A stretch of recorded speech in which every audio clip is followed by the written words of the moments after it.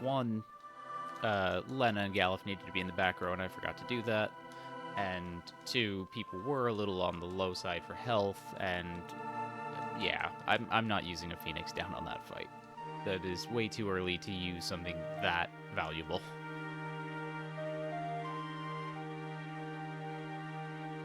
Given how many areas later are going to have very realistic chances to die, for characters to die. Liquid Flame, Ifrit, Biblos. Like, I need the Phoenix Downs to be preserved a little bit.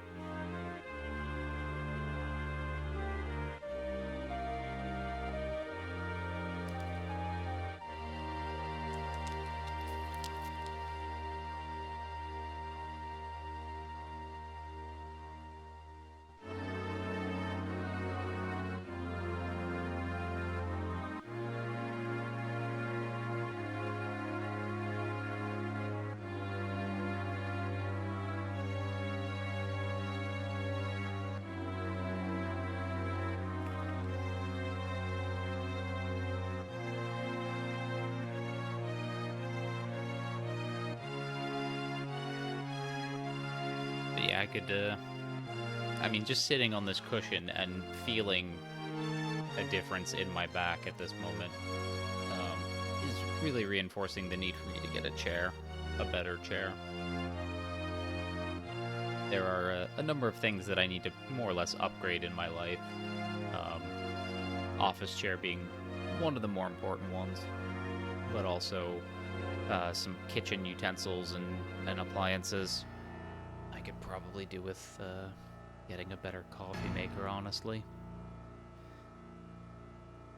And toaster.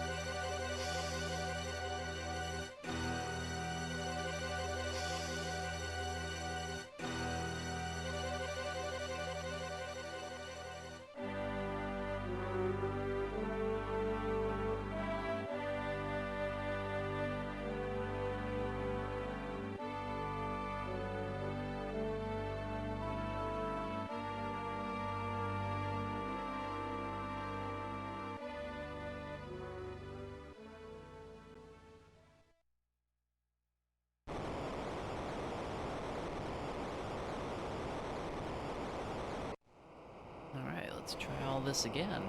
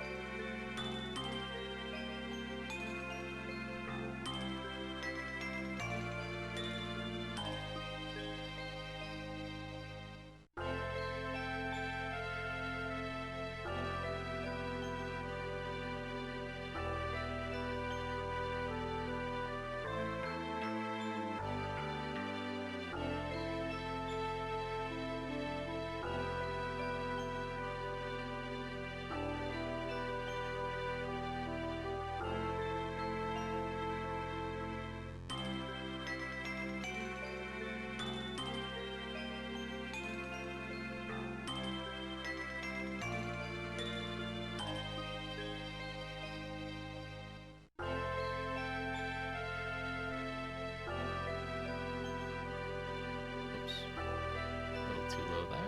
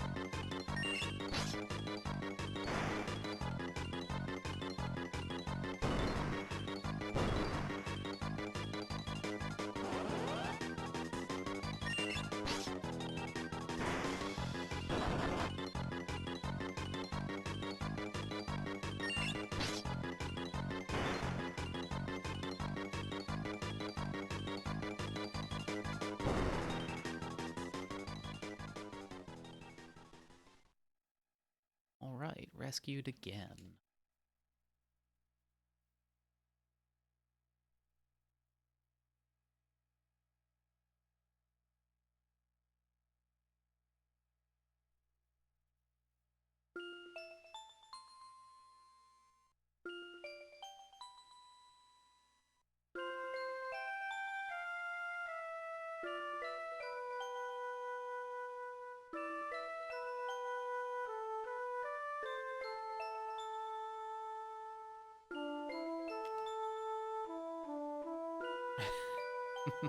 Hey, Visual, welcome on in. Hope you're having a good weekend. Hope Sunday's treating you right.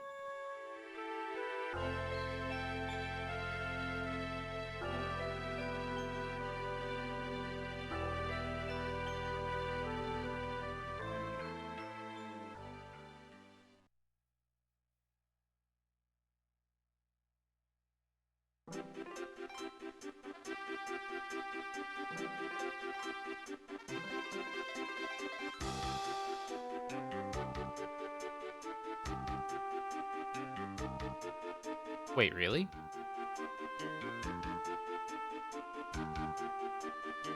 Oh, okay.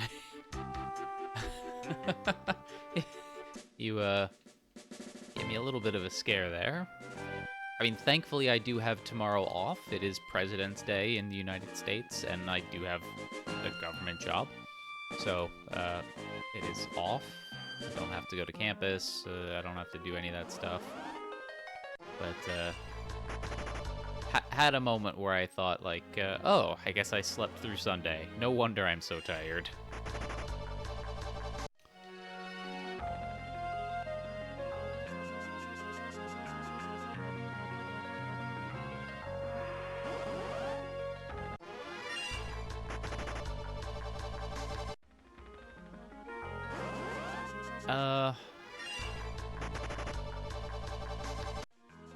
actually know if there's an apostrophe there. I don't know if it's a possessive day, as if it's like, oh, this is the day for the presidents, or whatever. Or if it's just like, this is a day, like, about presidents, or something like that. Honestly don't care. Haven't had a single president in my lifetime that I've actually, like, really cared about, so not a thing that matters to me too much. But if it gives me a day off, it gives me a day off.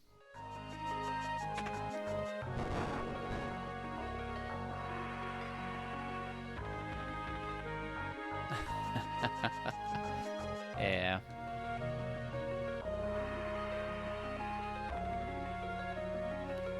I am not old enough for JFK to have been in my lifetime.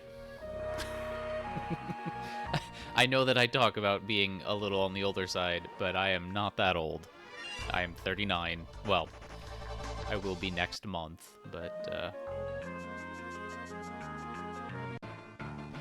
the presidents that have been during my lifetime have been Reagan, George H.W. Bush, Bill Clinton, George W. Bush, Barack Obama, Donald Trump, and Joe Biden.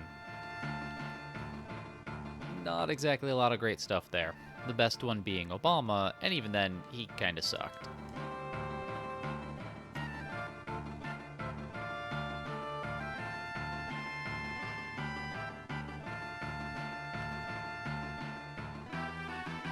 Granted, I think in retrospect, if you interrogate any of the presidents we've ever had, they all kind of suck at least a little bit. I don't know if we've ever genuinely had a good president.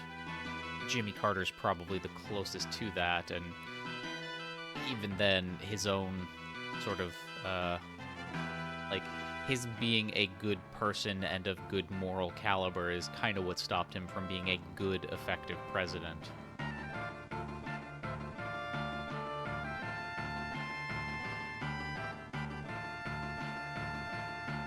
They sometimes do call him George Bush Sr. and George, or did, because I think H.W. Bush is dead now. I think every now and again you would see people refer to them as George Bush Jr. and Sr., but I think part of the reason they didn't is because Jr. sometimes carries with it connotations of being a child. And W. Bush was, you know, in his 40s when he was president, 50s maybe even. Has anywhere had an indisputably good leader? No, but there have been certainly better ones than others. Who's the now former Prime Minister of New Zealand? Jacinda Ardern, something like that. Despite being, you know, a member of the colonizer class of New Zealand, which doesn't, you know, put her in the best of lights, she was still one of the better prime ministers of New Zealand. And then, who's the former prime minister now of one of the Scandinavian countries? I want to say Switzerland, but maybe it was Finland? Or not Switzerland, because Switzerland's not Scandinavian. It was Sweden, so maybe either Sweden or Finland, something like that. But, you know, again, like, some stuff not great about her, but definitely, again, a better leader than most. Yeah, it absolutely should. Like, unfortunately, a lot of land has just been colonized. And, yeah, not a lot of good stuff happening there. On that front. Thank you, Europeans. Your greatest international export has been colonialism and genocide. Not terrific.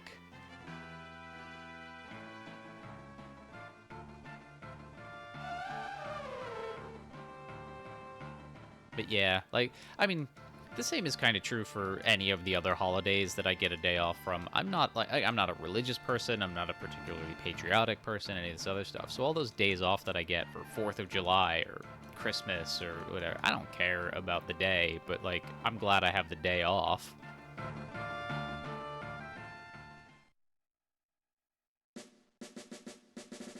So it doesn't matter that I don't like any of the presidents that have been around in my lifetime, and probably wouldn't like any of them anyways. Like, I just... Having an extra day off, having a 3-day weekend, I'm in favor of that. I feel like I should have more of those. I feel like you should have more of those. I feel like everybody should have more of those. Oh, I did not know that moa are the name of a bird. I thought that was just like a shortening of Maori.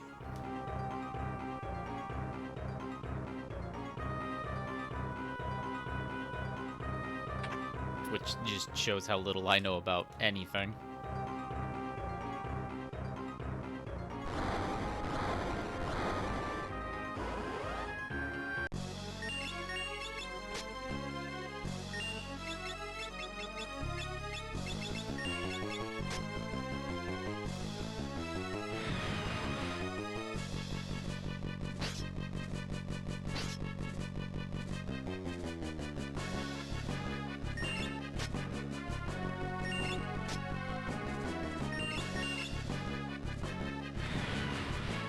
Imagine a big cow-sized bird.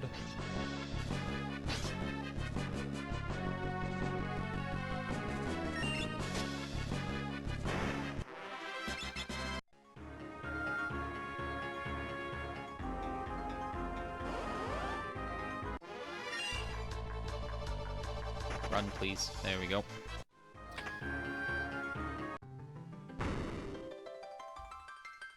Okay, that is really good.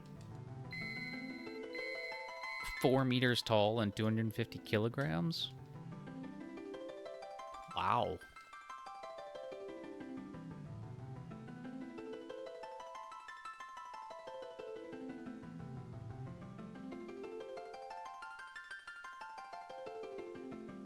Hey, Dull Axon. Welcome on in. Thank you very much for the luck.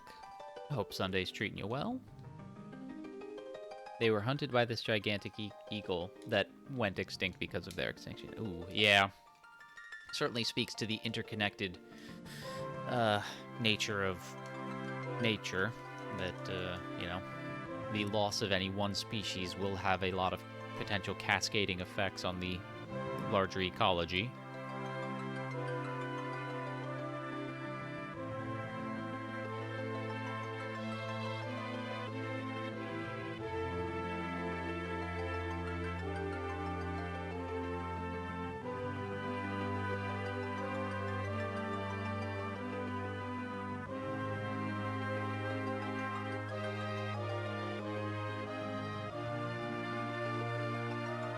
Maori still have stories about the giant eagle from hundreds of years ago, but the moa were mostly forgotten.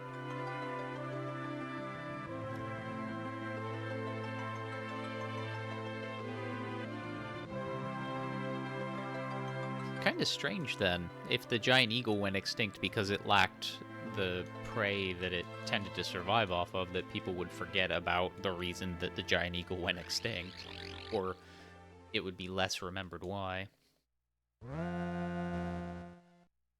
But I guess such is the nature of what we attend to as a species. Okay, don't forget to put Lena and Galif in the back row, and then just run away from encounters until we heal everybody. Let's be a little smarter about this.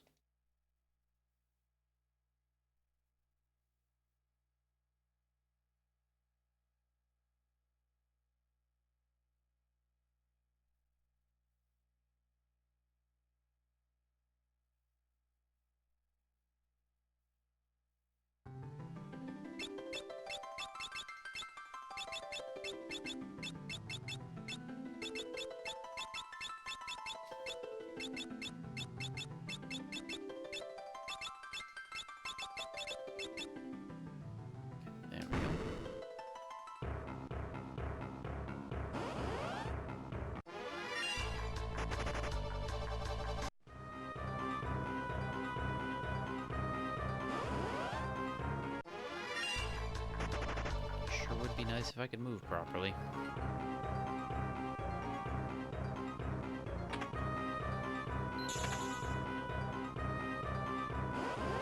Also, getting 3 encounters before we get downstairs is interesting, to say the least.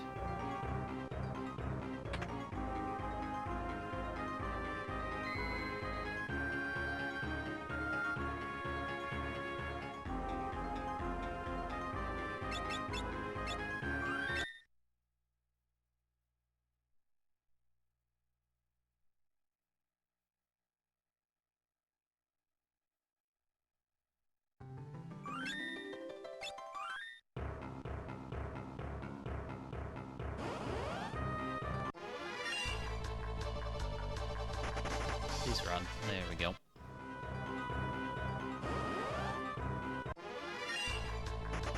Okay.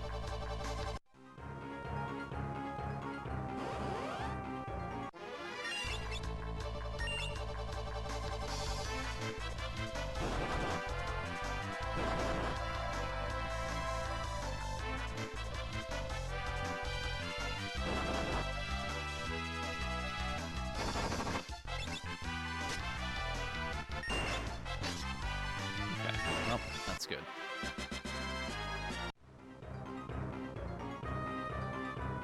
Took just as long as it did yesterday, so probably gonna lose a little bit of time for that. Also gonna lose some time for getting 3 encounters on the way out.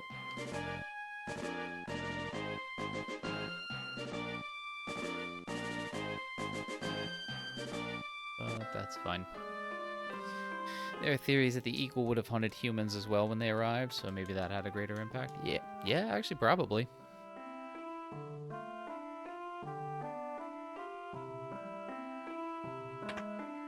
I can see caring about that as a human, a potential predator.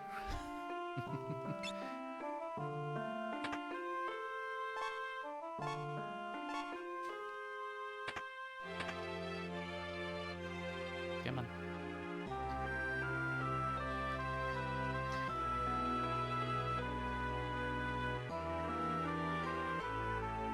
There we go.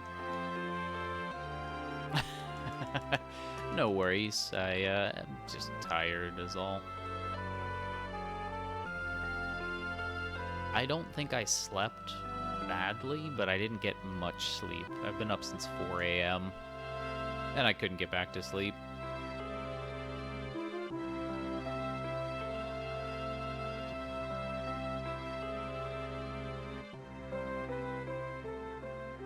I could use both of those things.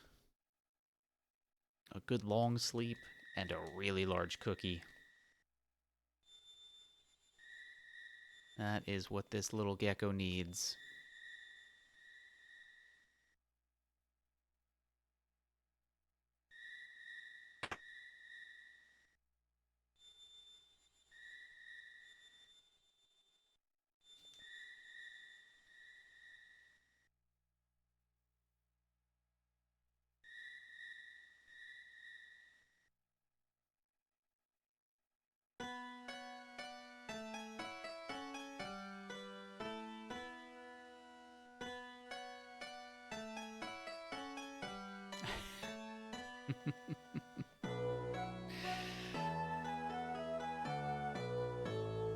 I'm pretty sure I could eat a cookie that had the same sort of diameter as the sort of length of my head.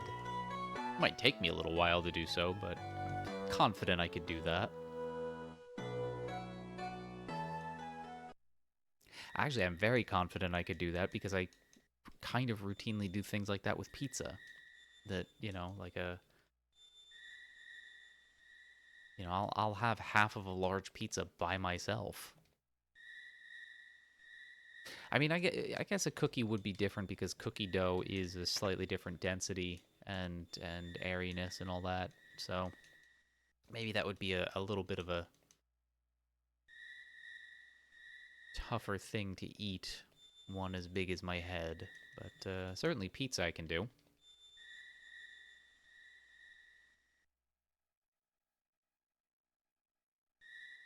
Chocolate cookies that you cooked in pie tins. Ooh, that sounds nice. I'm remembering when I was in middle school and high school, at the grocery store that we would go to, and I can't for the life of me remember the brand or any of this other stuff, but there were these, my sister and I called them cookie pizzas. And they were just sort of like big round cookies that you just threw in the oven like you would a frozen pizza. It might have been a Pillsbury thing, it might have been some other brand or whatever, but like they were big. They were like 10 inches in diameter. It was pretty big for a cookie. And we would actually like use our pizza cutter on them after it was cooked so that we just had slices of cookie. And while whenever we made one, it mostly was eaten by my younger sister and I. There were a few times when, like, I would make one or she would make one, and we would actually polish off most of it on our own. Like, now granted, you know, with the metabolism of a, you know, middle schooler or high schooler or whatever, it's a little bit of a different story. That sounds a little bit more doable. But, man, kind of miss those.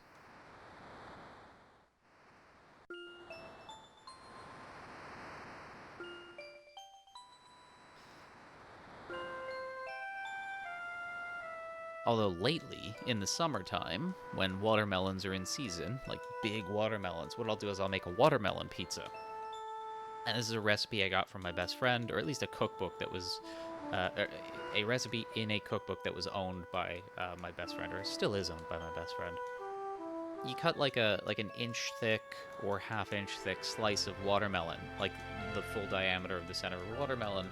You then spread a layer of like Greek yogurt on there, and then you slice some fruit and you just top it with the fruit. And then you can sort of optionally drizzle on like a little bit of honey or a little bit of chocolate syrup or something, or chocolate sauce, I should say.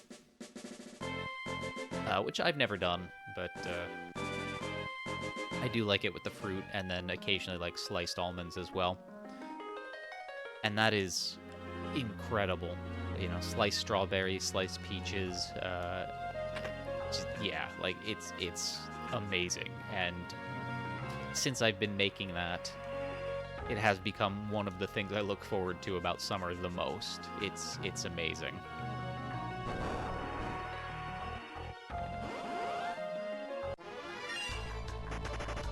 And also a sign of my getting older that I'm actually a little bit more excited about that than I would be the prospect of a cookie pizza, because I can eat one of those and feel fine afterwards, because even though it is a lot of sugar because it's a lot of fruit, you know, it's still also just like a lot heartier without being too heavy.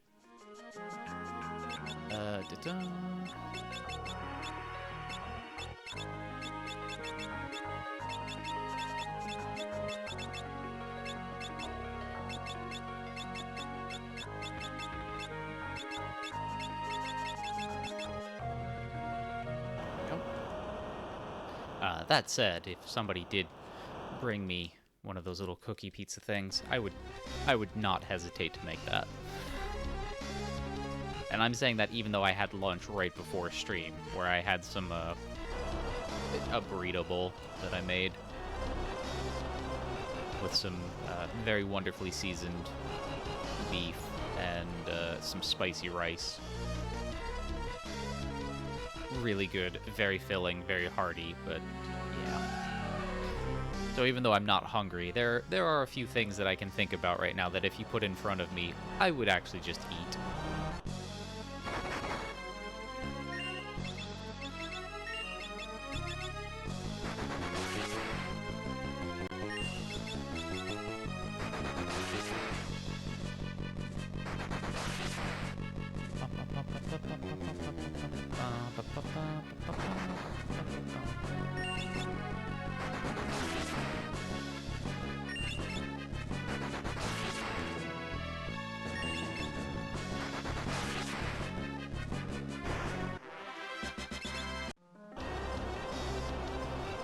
Okay, so didn't lose as much time as yesterday. That's good. I think I actually had one fewer encounter in the canal today than yesterday. So that's good.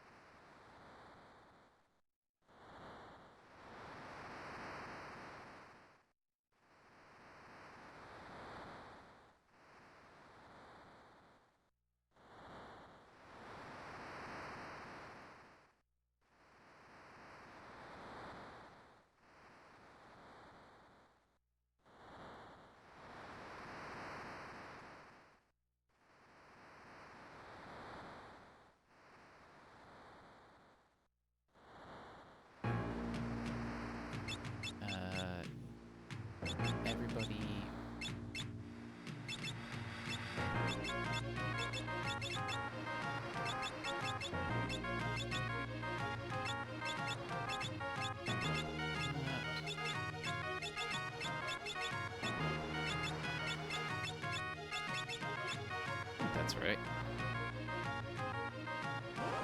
Trying to go off memory, and might not work.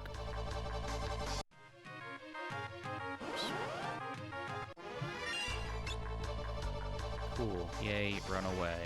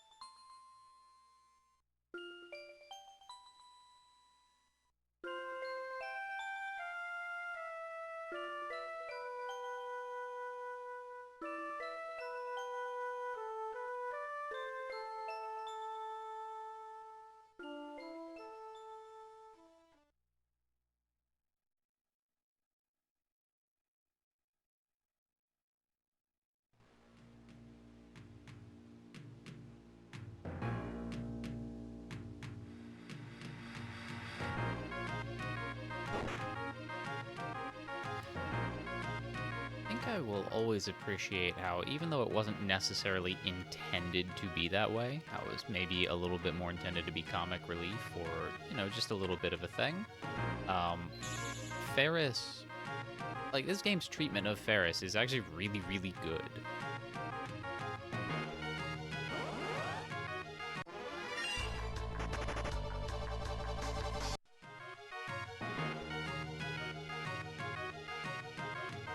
Or what it means about gender being a performance and how you present yourself rather than being about who you are. And also just how quickly everybody was just like, yeah, okay, cool. And that's it.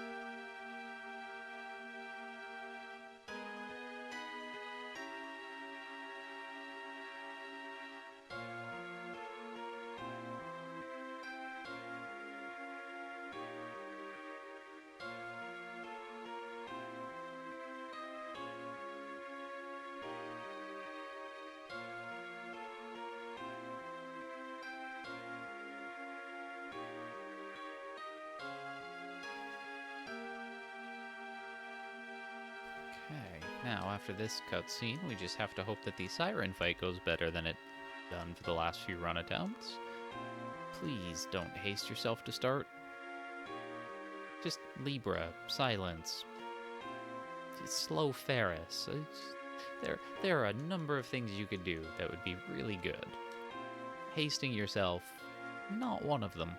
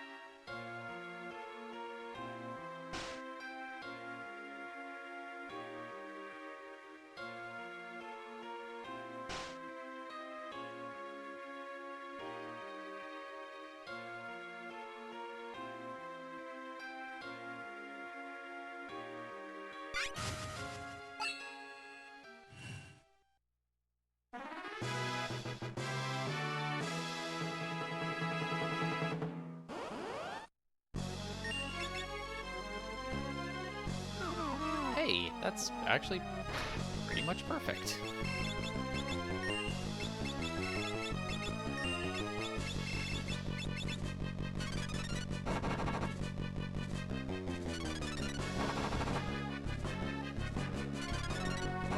Just Libra or Silence. Just that's all we need at this point. Cure's not great, because then we have to use a 5th Goblin Punch. So that's time. Whatever. Yeah, quite a bit of time. Oh well.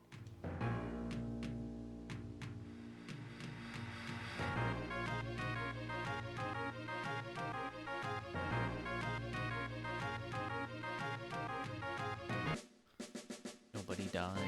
That's important.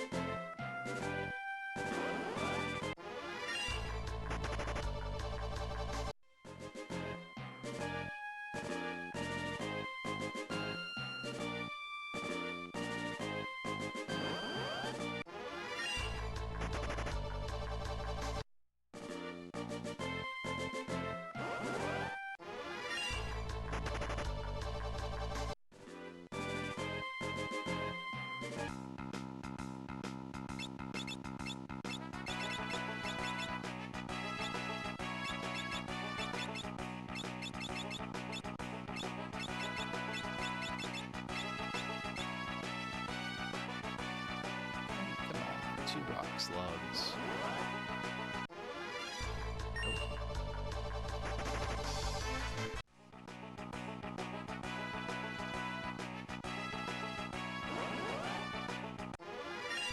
Also, nope.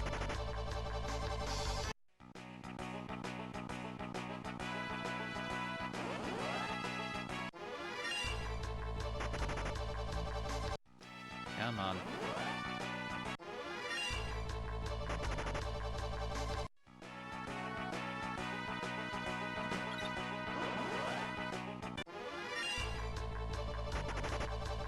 This isn't great.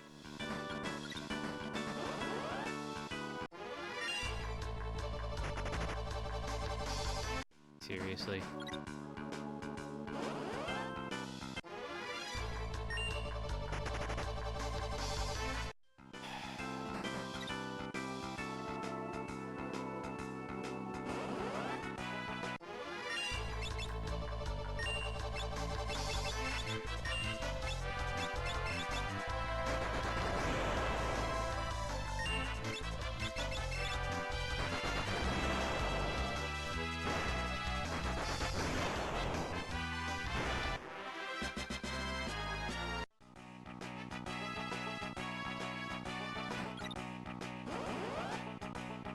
Should have taken the encounter with the Gaily Cat.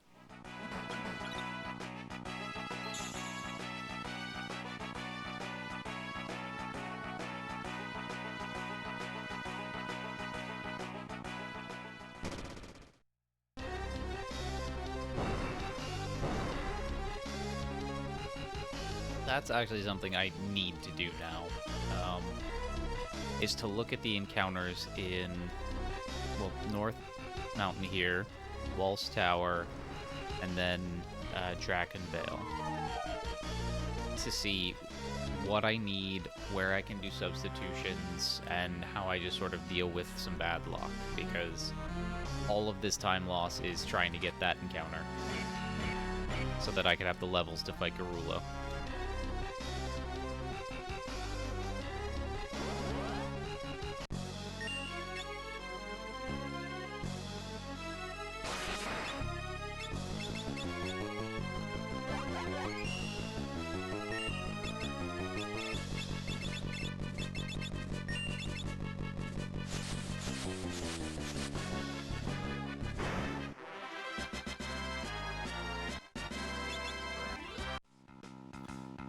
40 seconds to that.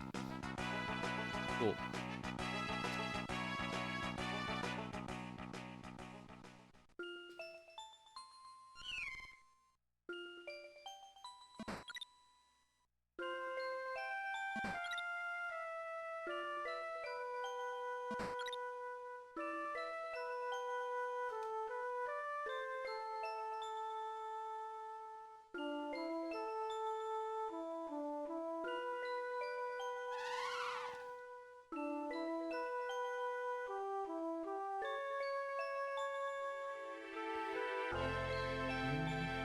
And actually, so she killed Lena, and I used to think that Lena gets poisoned here. But I think that maybe that's not true. Or maybe it's just not in this version.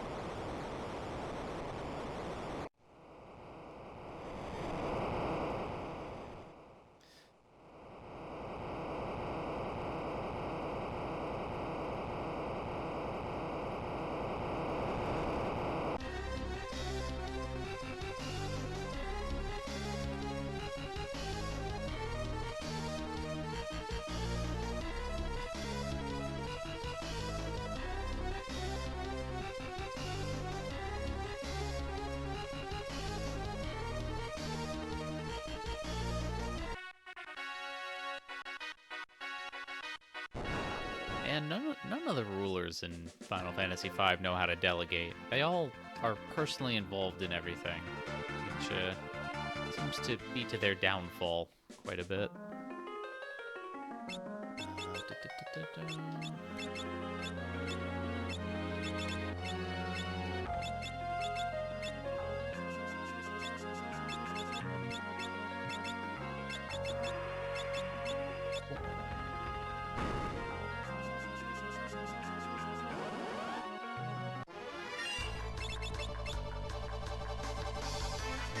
Alright, that's one. Come on, let me get the second super quick. No, of course not. Nope.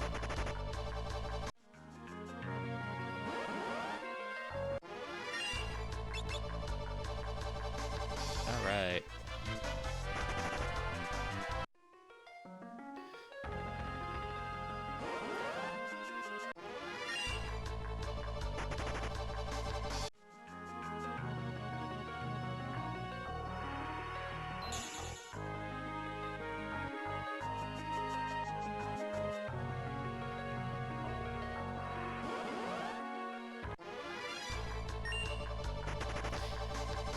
Wyvern.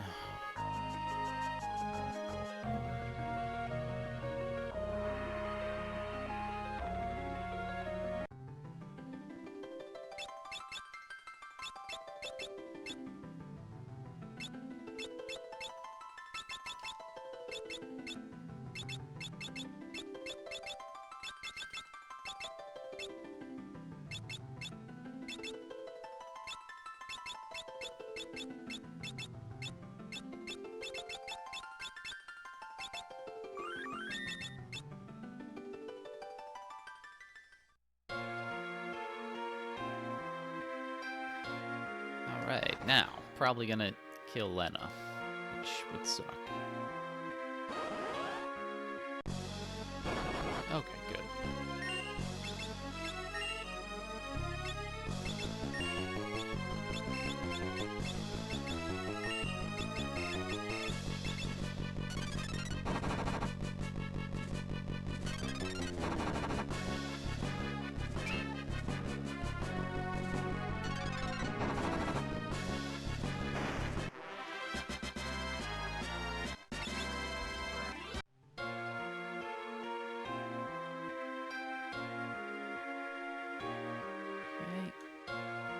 A little bit of time save. I appreciate that.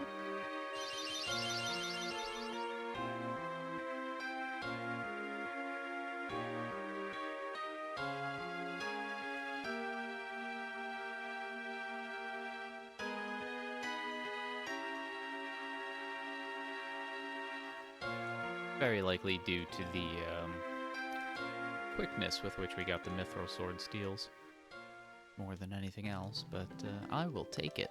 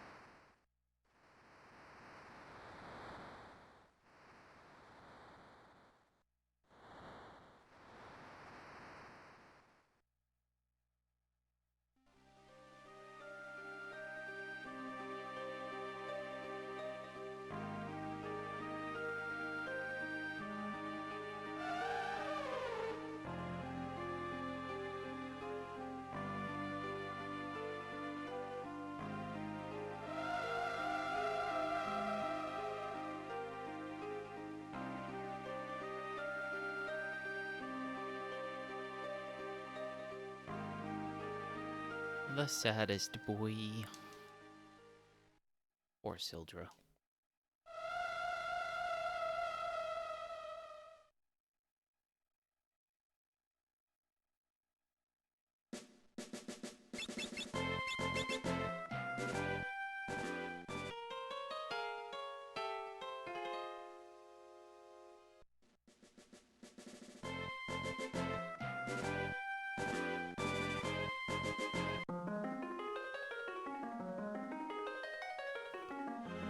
Alright, don't step on the teleporter again. Hey, Nori, welcome on in. Yeah, R.I.P. Sildra.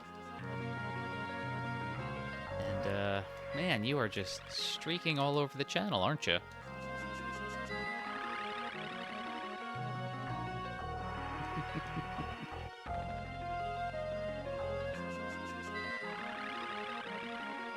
I guess the SR stands for streaker.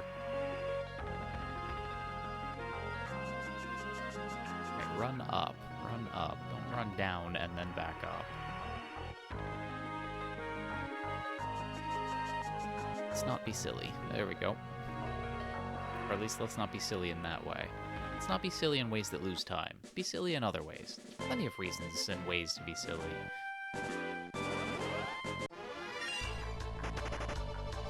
Not when it costs me precious, precious time.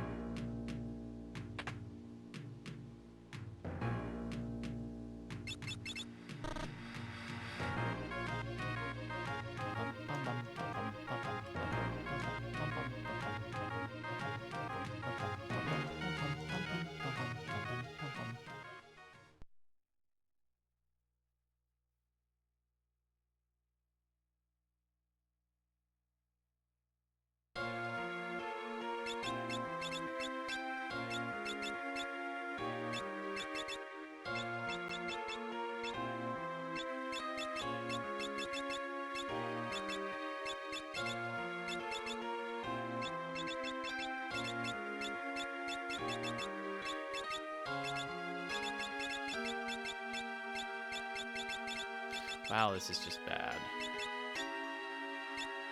Sure.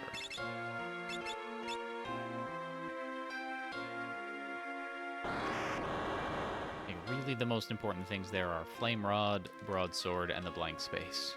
Everything else I can just deal with. I need to just focus on those three.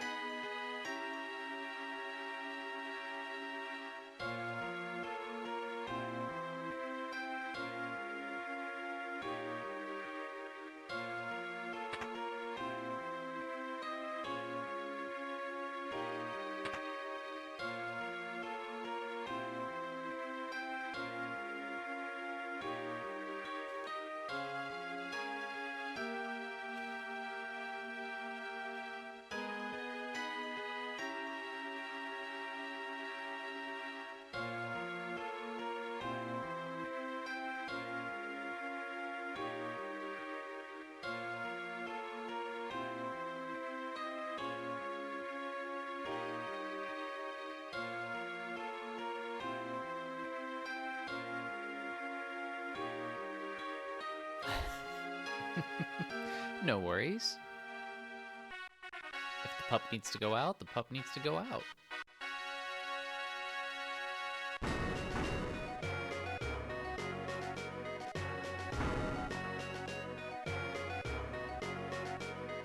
Hopefully you both had a nice walk.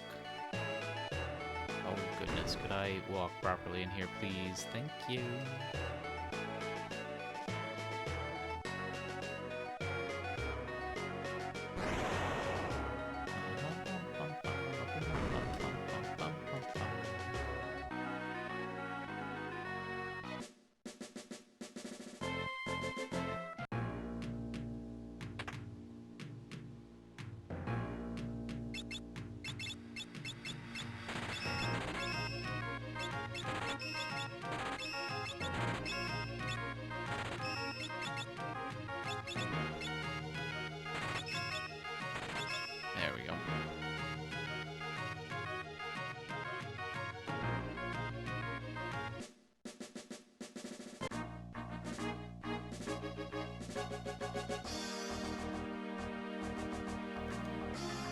to gawk at you? That's rude.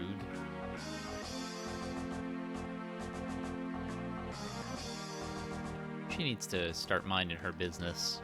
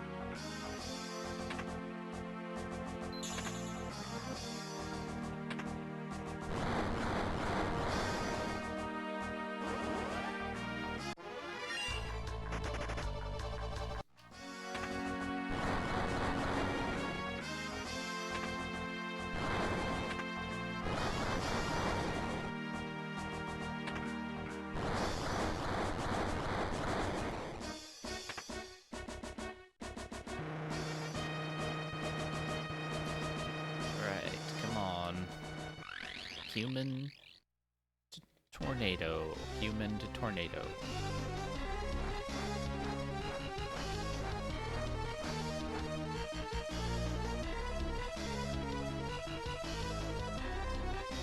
Oh, eavesdropping too.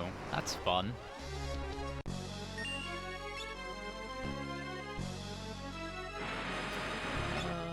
That's fine.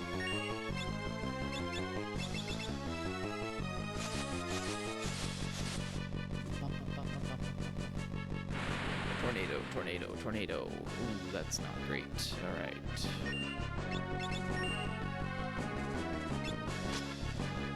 Paris.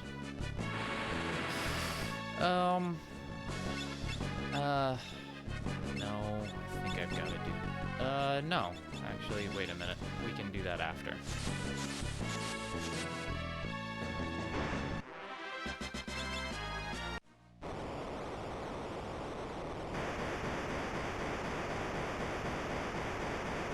Because if I wait, that gives enough time for another attack. So I have to do that.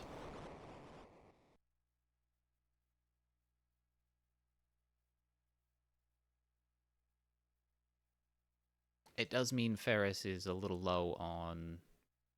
what you call it?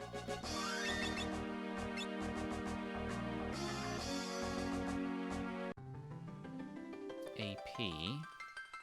Hopefully that doesn't affect when she gets Flee. Which I believe will be the next thing. So, Escape Karnak, Ifrit, Byblos. Well, she'll be a Black Mage for Byblos. So she won't get any there.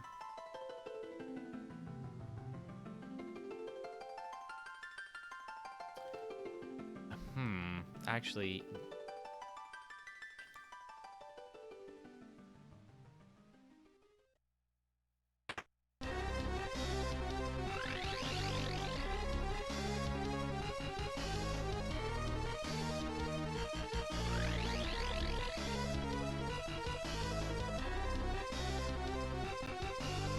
Actually, I think she'll be fine. I think she'll have Flee, because we do that grind before Sandworm on the mini dragons and the Black Flames, and that's largely to be boosting Gartz's AP as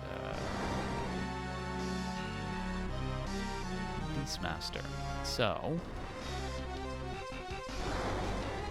I think we'll be fine because it'll be Lena and Galuf who are ninjas there, and Ferris is a thief, so she's 16 away from the next level.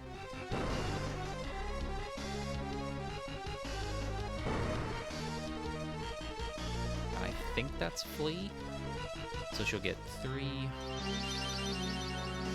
from the flames on the way to Crescent. 3, 6, 9, 12, so that's 15, plus whatever she gets from, what you call it, the sergeant fight here.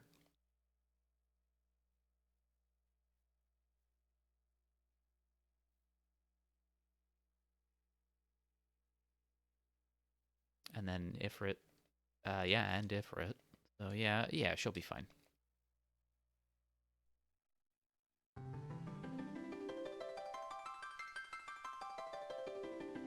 Yeah, when I'm on the phone these days, I actually much prefer to be on speaker as well, just because holding the phone up to my ear can sometimes take away my ability to do a thing that I'm in the process of doing, like usually cooking, but it could also just be like moving some things around. And I can imagine if you're also like walking a dog, you may actually need like not to be holding the phone up to your ear, just so that you may like have to hold the leash with both hands or something.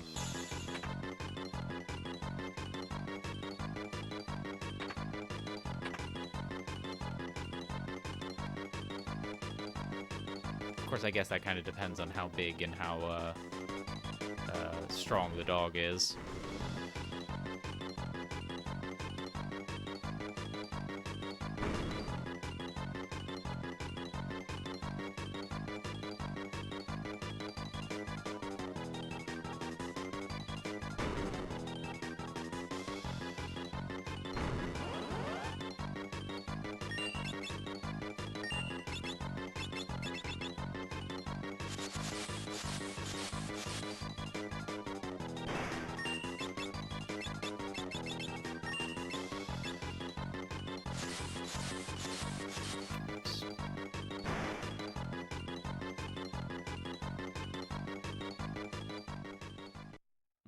Almost 7 seconds to going into Phoenix down Ferris? That's a lot of time.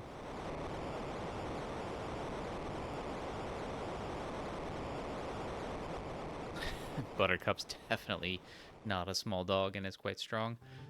Yeah, I've got some friends who've got bigger dogs, and even some like bigger, medium-sized dogs, and especially if they like see something that they're really suddenly interested in, even a medium-sized dog can pull hard enough in a moment to pull somebody off balance, so...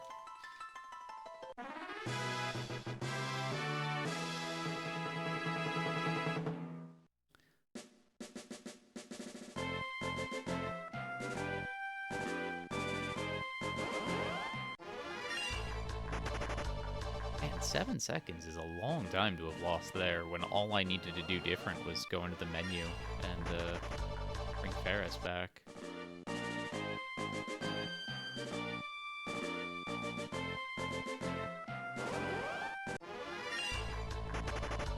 Oh well.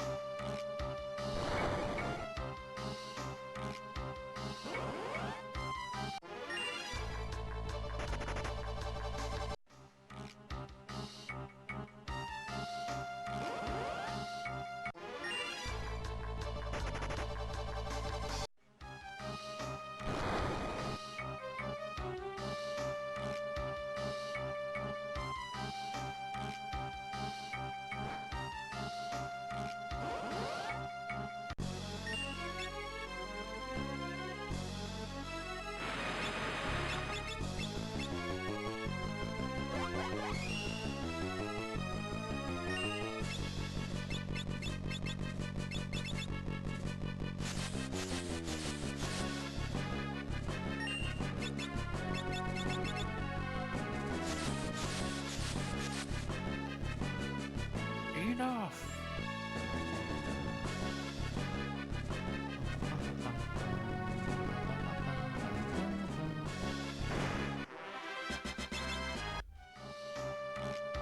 I'm actually probably going to need to heal Bart's too, because there are a few things that Biblos can do to kill Bart's, and I don't need him dead.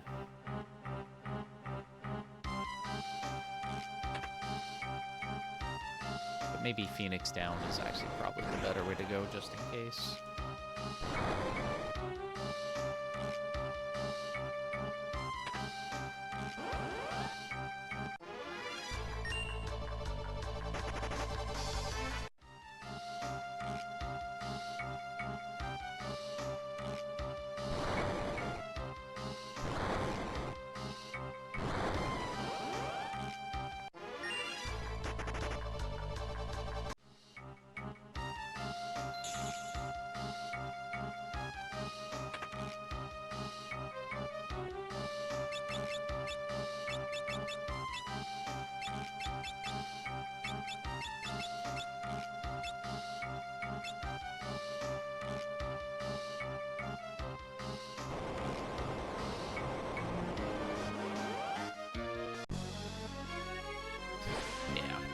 Magic Hammer's nice.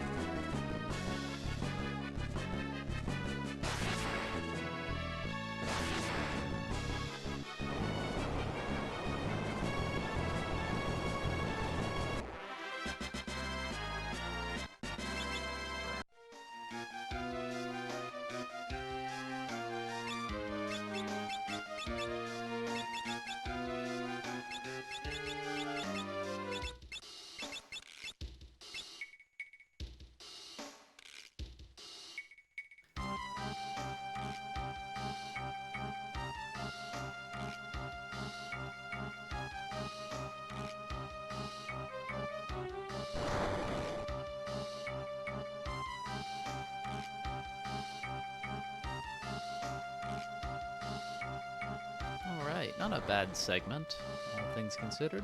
Save time on both Ifrit and Biblos. Hey Lily, welcome on in. Thank you for the luck. Hope you're having a good weekend. Hope Sunday's treating you well.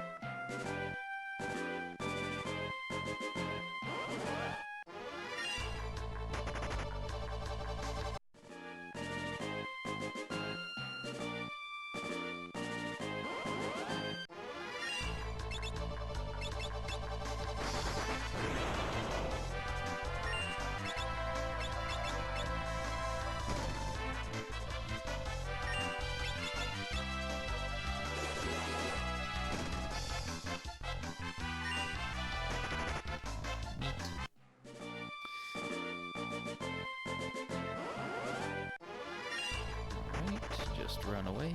Here we go.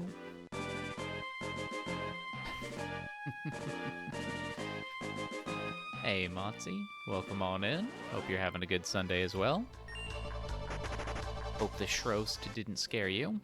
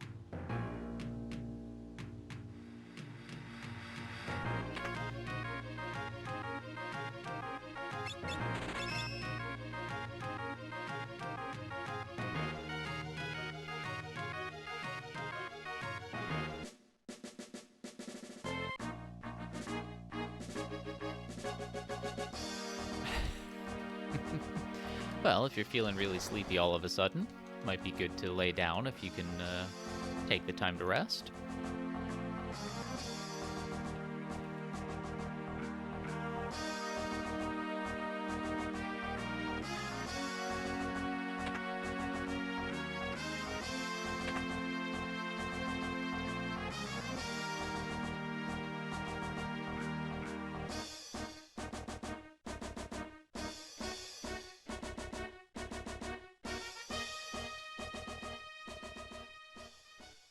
Soon about to be that part of the day where I get really tired too.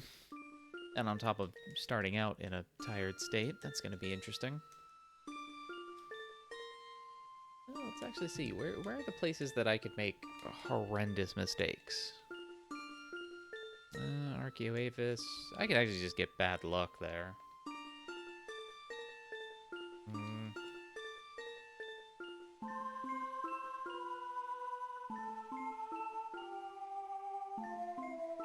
After the bridge, if I don't menu properly.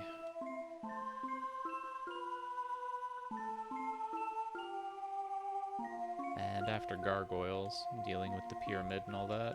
Yeah, the sort of like major mistake areas are not for a while, thankfully.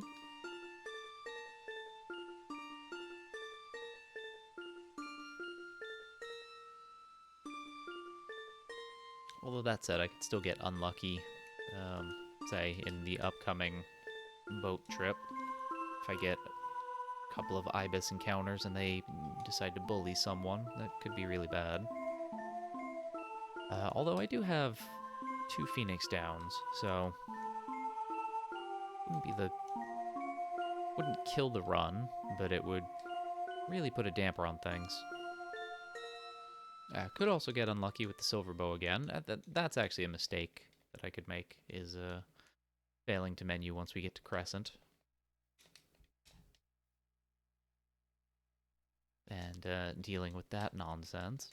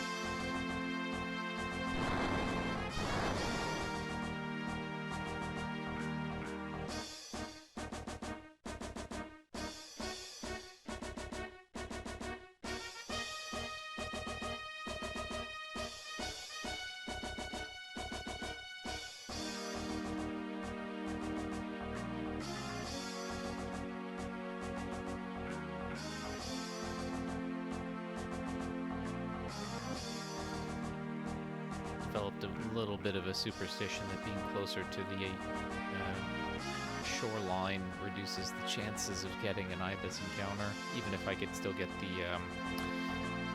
whatever they're called, thunder anemones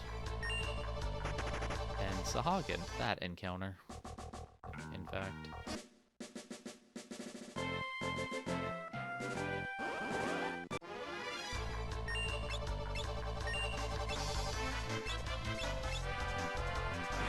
I have 2 flame scrolls?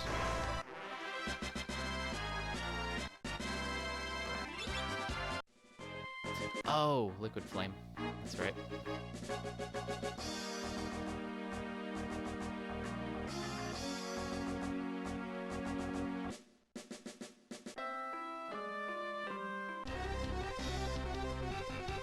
Yeah, because we defeated it in human form.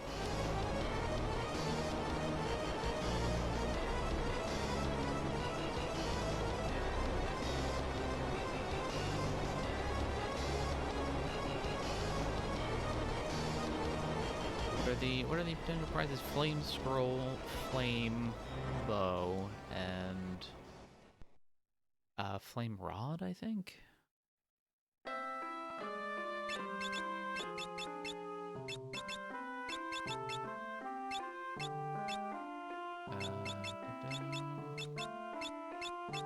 we go.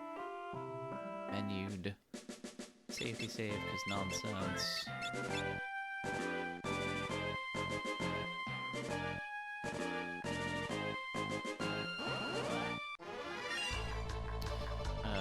Okay.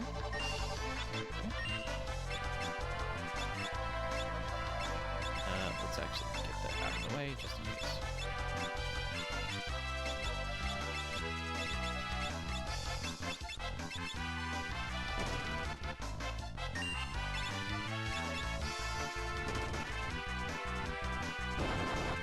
Okay.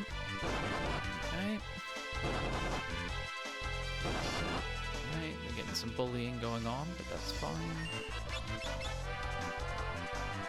And we're done.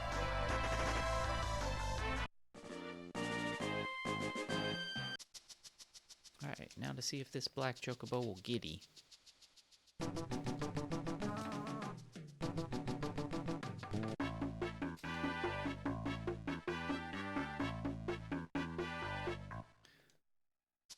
He didn't giddy. Weird.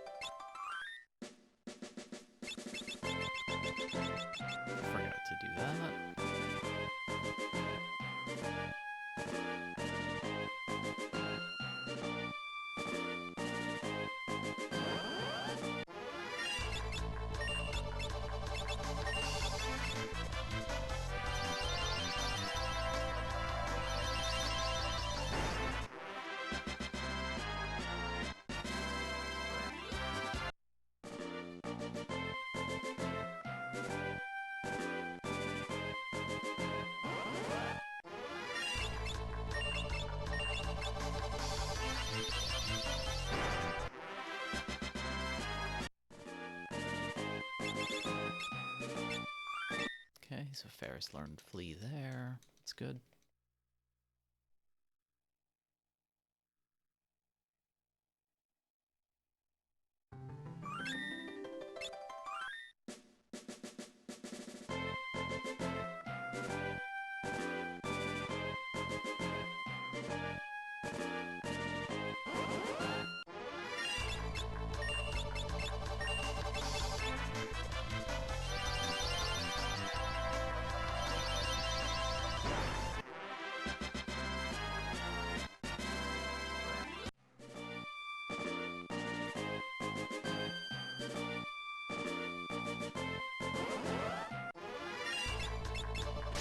Whoops. Let go of the button at the wrong time. That's fine though.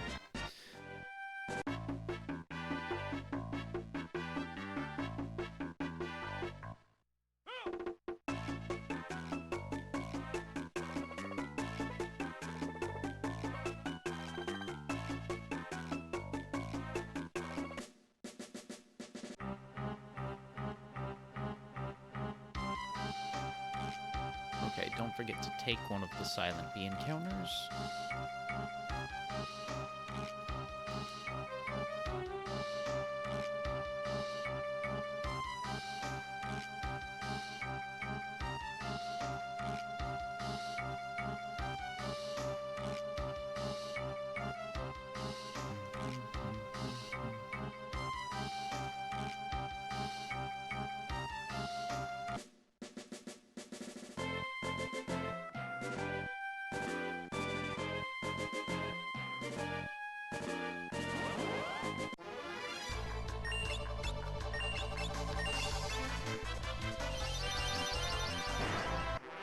There we go.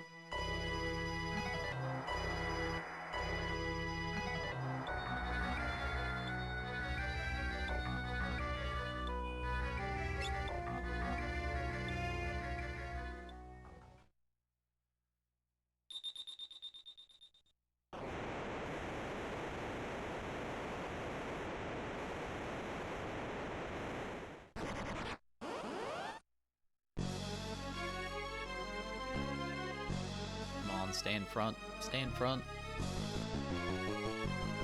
Aw, jerk.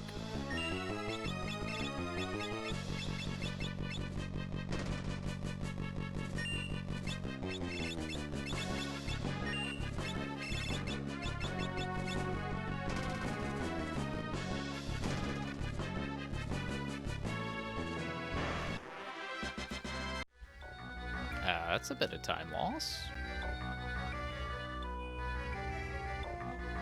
Wonder what that's from.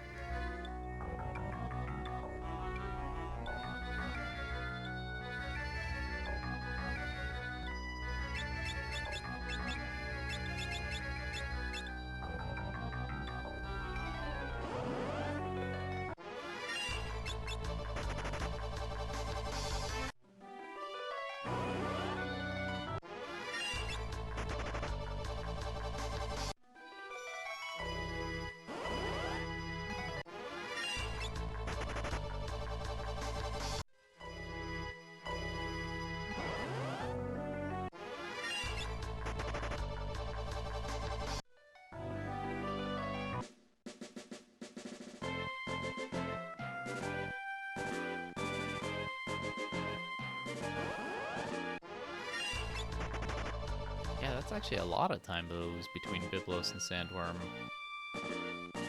We caught an Aegir pretty quickly. We didn't have to deal with Ibis encounters. And the grind went alright, getting the silver bows and all that. Oh.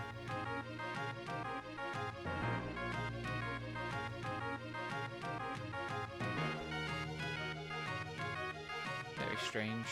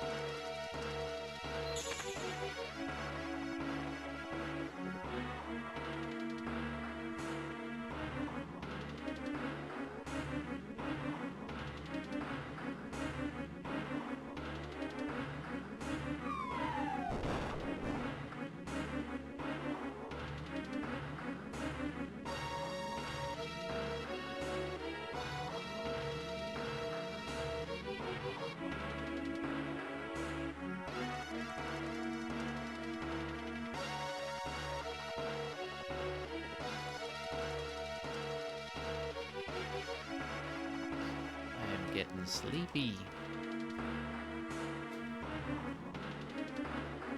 Hopefully, as long as I can stay awake for the rest of today, I'll get plenty of sleep tonight. It's not like I gotta be anywhere tomorrow, so I could sleep in if I really need to or want to. But actually, I kind of hope that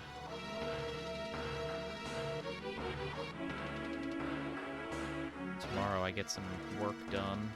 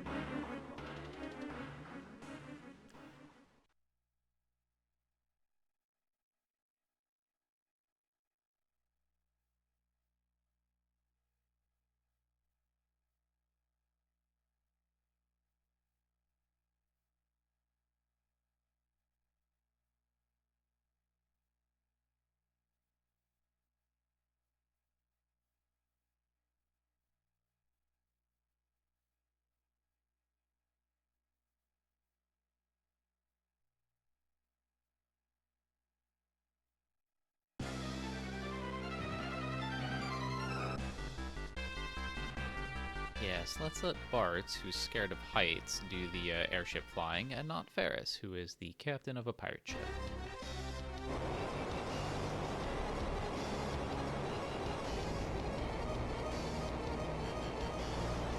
And actually has experience piloting vessels.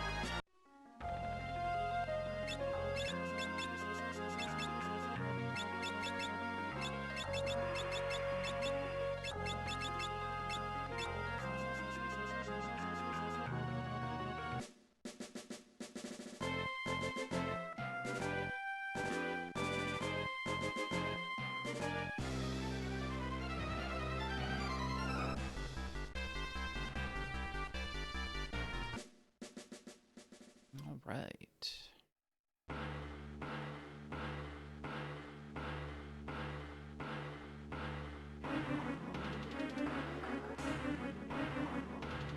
So many interesting time losses and time saves. Can't imagine I really would have had 5 seconds to save there, but I guess I menued rather poorly or slowly.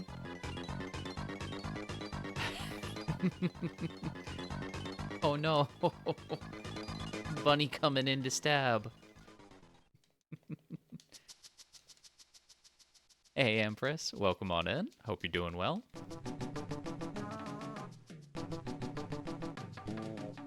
I hope that I will be able to entertain you enough to not stab me.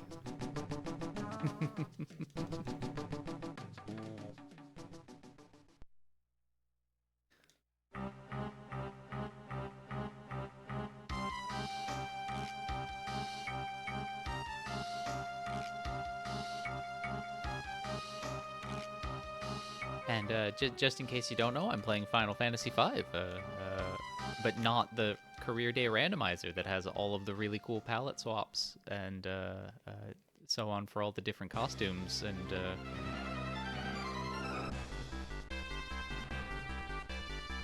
and I don't need to be running around to collect everything in order to get things.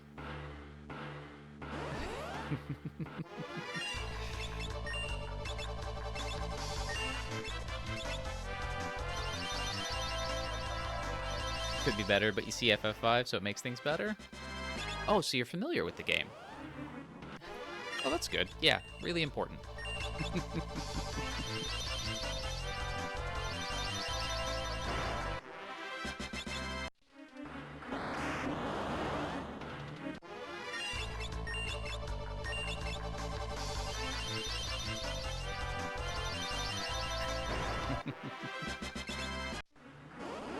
I mean, you know, I'll be honest, I didn't know you could play this game that wasn't, you know, without the 4-job Fiesta rule set.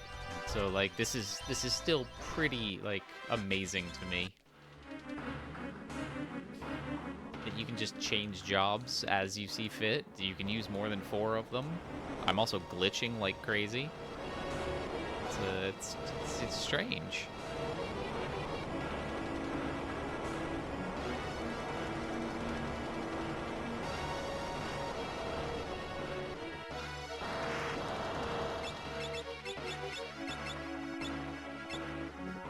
No, you need that. There we go. Alright, so a little bit of time lost there, but whatever.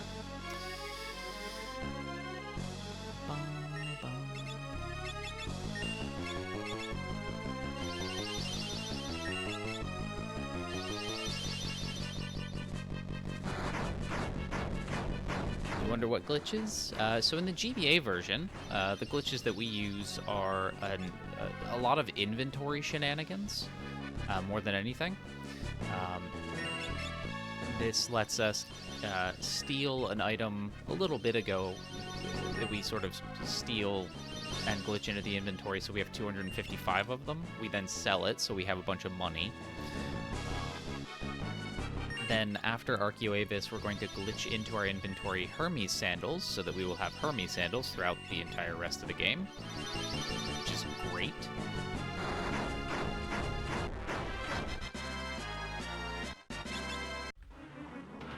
And then later we're going to be glitching in Dragon Fangs for chemist mixes to use later. Glitching in Ragnarok swords, a whole bunch of them, so that we can throw them with our ninjas. And then at the very end, we are going to just glitch out Tree X Death and not fight them. Or at the very least, not fight Neo X Death. So...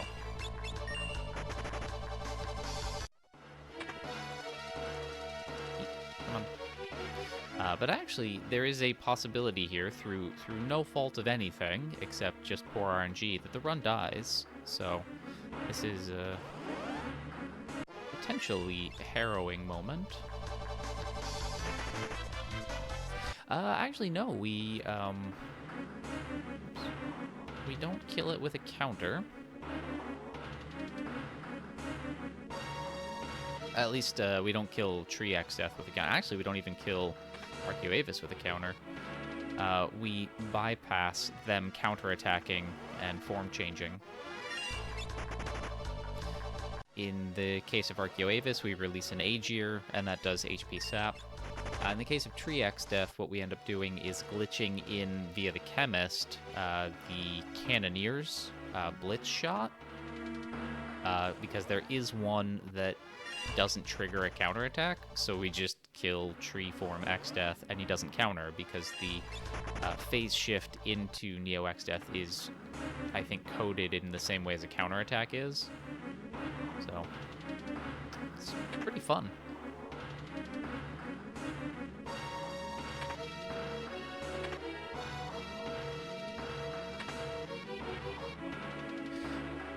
Alright, cool, that's fun. I mean, that could have been a lot worse, but...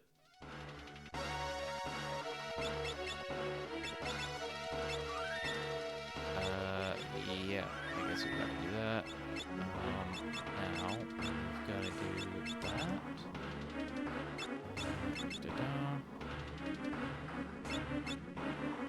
Sure. Nope, you do that. Yep.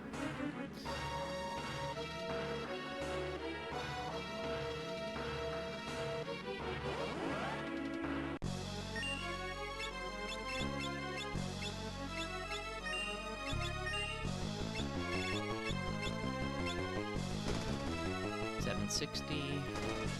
800. Good. This is good. This will be over pretty quickly.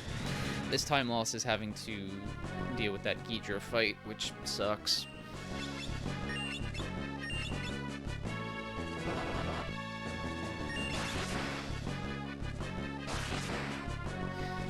I should have forced an encounter earlier with something.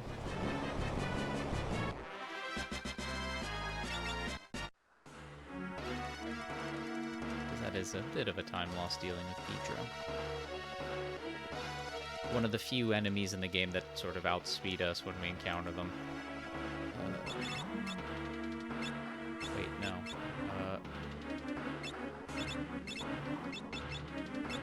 Ninja. Trying to put all thief. Control.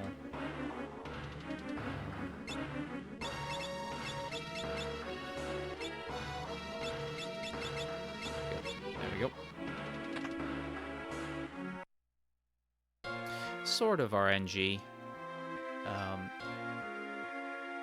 So although we're not on like a step route or anything like that, there are some sort of predictable encounter situations going on because we're doing the quick save. And in the GBA version, if you save and reload the game, whether it's through a save point and reloading or through the quick save, there are some predictable features about encounters. Such as whatever your second encounter is going to be the rare encounter for that area. And it does fiddle with other things. So in that room, right where we talk to King Tycoon and get into the fight with Archaeoavis, if we get an encounter there, it's going to be Ghidra. Whereas in the room previously, if we get an encounter, it's going to be Hydra. Now, both of them suck, but at least potentially with Hydra, we can run away before it hits us. So I should have... I don't know. I got a little greedy. It doesn't help that in this version, between the Thief Sprint and the Auto Dash, you're moving quite fast, and it is a little difficult to be terribly precise. So that doesn't help. So that adds to, and takes away from the encounters you get in particular rooms just because of added steps and so on. I'm sure somebody with more brains than me could dissect this to know how to, properly step route things. I'm confident that's the case, but to my knowledge, nobody has yet. At least for the GBA version, and that's kind of the big reason why I'm okay running this, because even though a lot of Final Fantasy games from, this era do have a step route, from the 90s, at the very least through part of the game. I mean, even Final Fantasy VII, as long as that run-in, has a lot of step route stuff going on with it. I don't personally like the idea of speedrunning a game that has a pretty strict step route, and so to my knowledge, the GBA version of 5 doesn't have that, so I'm a little bit more comfortable running that.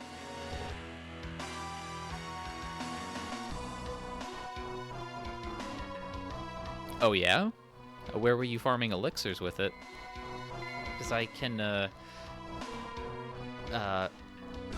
so early on, there are two pretty good farming spots. In the Wind Shrine, if you fight encounters with the Mold Winds, I think it is, they drop elixirs. And then on the, in the ship graveyard, there's a room, I think it's Undead Husks. You get encounters with them reasonably enough. And I think they drop elixirs. One was Ghost Ship and Wind Shrine. Nice. If you have Thief with Steel, well, I guess Thief just has Steel, but, the Karnak Escape is actually a fantastic place to farm elixirs. You just open a chest that has the, oh, what are they called? The Gygus enemies, I think they are. And you can steal elixirs from them and then run away, and then open the chest again, get in the encounter again, steal an elixir again, and you can just keep doing that. You do have a time limit though, because it's the Karnak Escape, but that's a pretty nice, efficient way to farm elixirs, actually. especially if you grabbed the Thief Club in the fire ship just before. You preferred the shrine, though? It was a 4-job fiesta where you only had... Oh, yeah. I think that's actually when I started really showing up to your stream as well, because you had a 4 White Mage Biblos fight. Like, I think I had hung out in your channel before a little bit, just, you know, as Fiesta Raiders raid into each other and find each other and so on, but I think the 4 White Mage Biblos fight is where I started to really, like, sit there, because I had, last summer as well, also had a 4 White Mage Biblos fight, but I was running it on this version, where I don't have auto fight or battle speed. It was horrible. And I was very, very envious watching you being able to, for segments of it, have auto battle on. Both for the grind and the fight itself. It was something. 4 White Mage Biblos is 4 White Mage Biblos is either the worst or the second worst. There are some other Fiesta runners I know who would contend that a 4 Thief Biblos is potentially worse.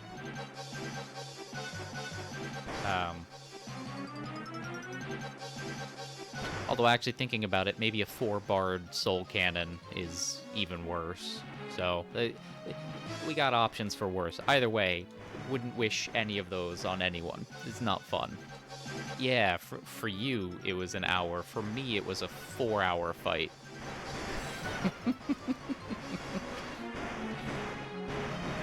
And it took me 3 attempts to do it.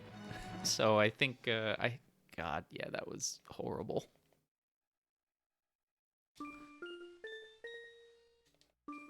Berserker Sandworm. Yeah, Berserker Sandworm is pretty bad too. Although I would say with Berserker Sandworm, it is mostly just a grind up to the level. And then, because at that point it's just RNG.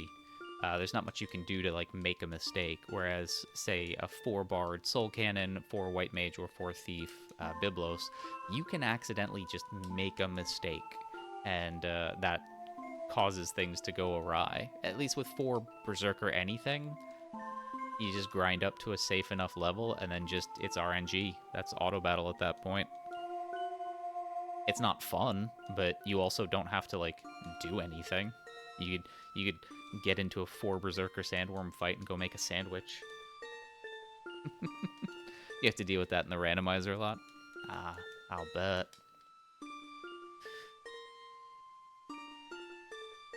Yeah, that randomizer does look super fun. I didn't realize that they had coded in, like, all these different weapon capabilities, like with secondary effects, casting flare or slow or poison or bio or whatever. That's really cool. And then having, you know, like weapons that are effective against particular monster types and so on. So yeah, that's a lot of good new sort of like functionality to the game to have fun with it.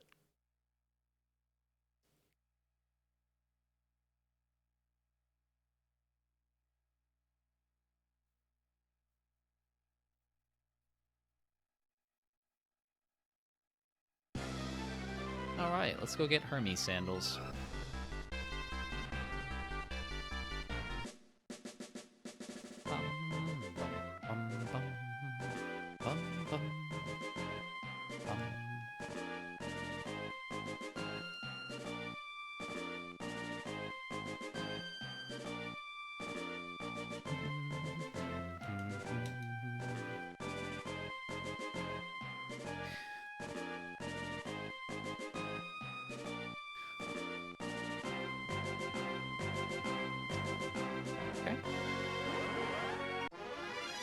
Nice. All right. Oh, perfect. Cool.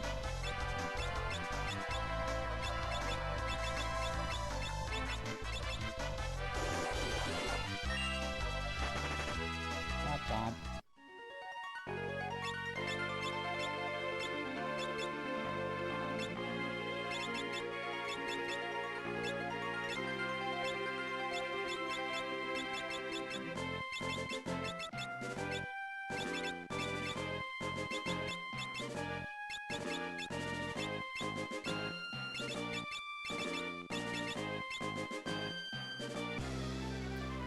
Well, there we go.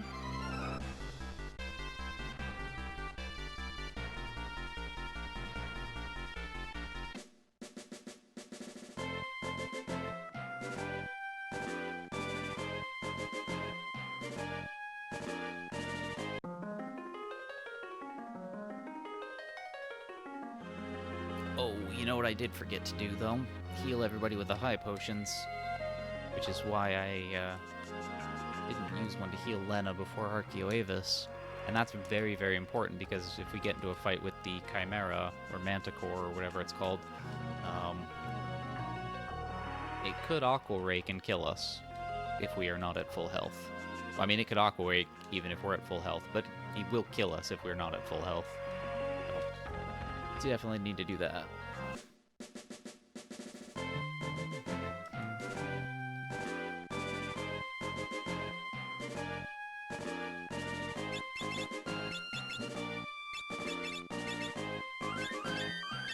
There we go.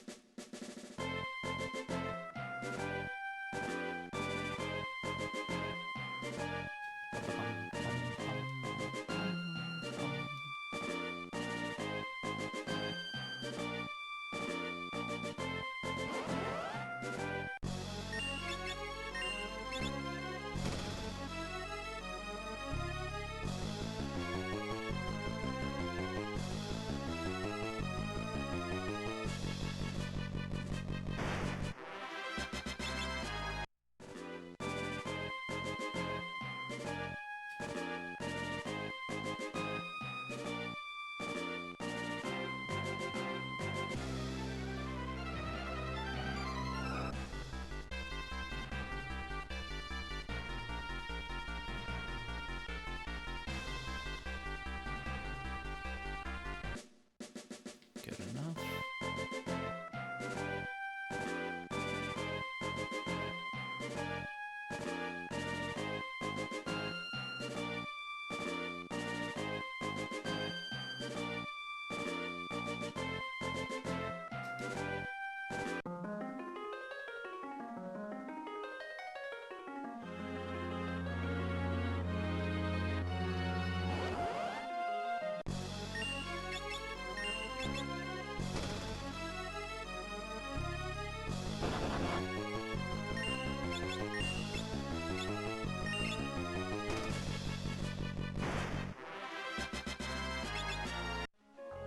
It is nice that every time I do heal, remember to heal, it just does a regular attack. But whenever I don't heal everybody after changing their jobs, after getting the Hermes sandals, he opens with Aqua Rake. Just really, really nice that that keeps happening.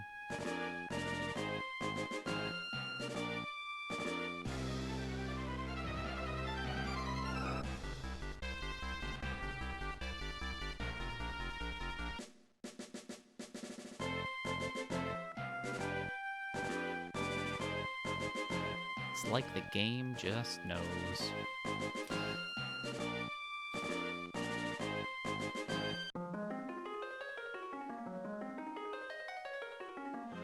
Alright, now Titan.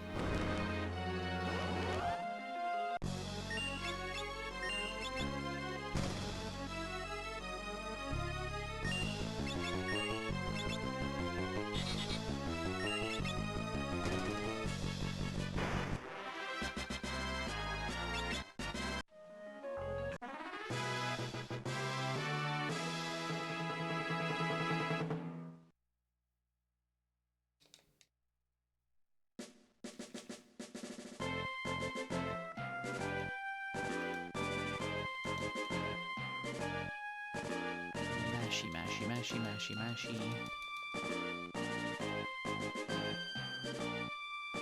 Okay.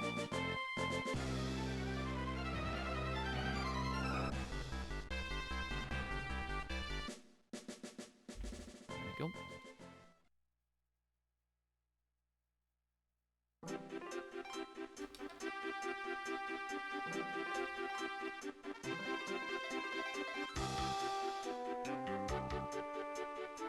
This is such a good song.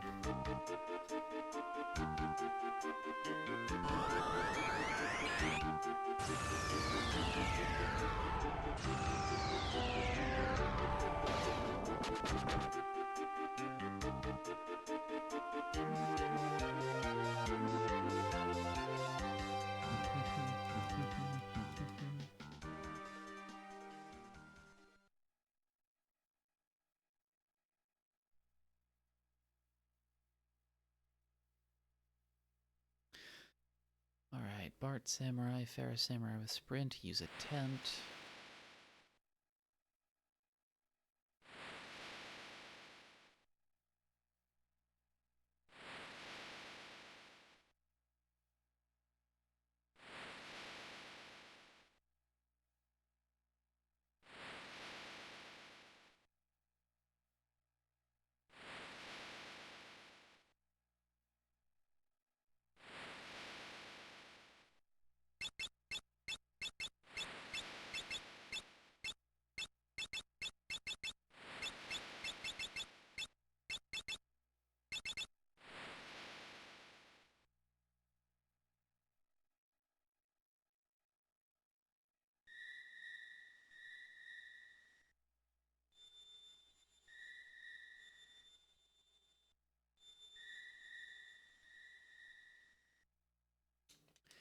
I still need to play a Final Fantasy V randomizer. And I've been saying that for a couple years now, but like as far as randomizers go, I've really only played extensively the Link to the Past randomizer and the Final Fantasy IV Free Enterprise randomizer, both incredibly good. And Final Fantasy V is there's a lot going on in this game mechanically that makes for an interesting randomizer, and I just need to get around to playing it.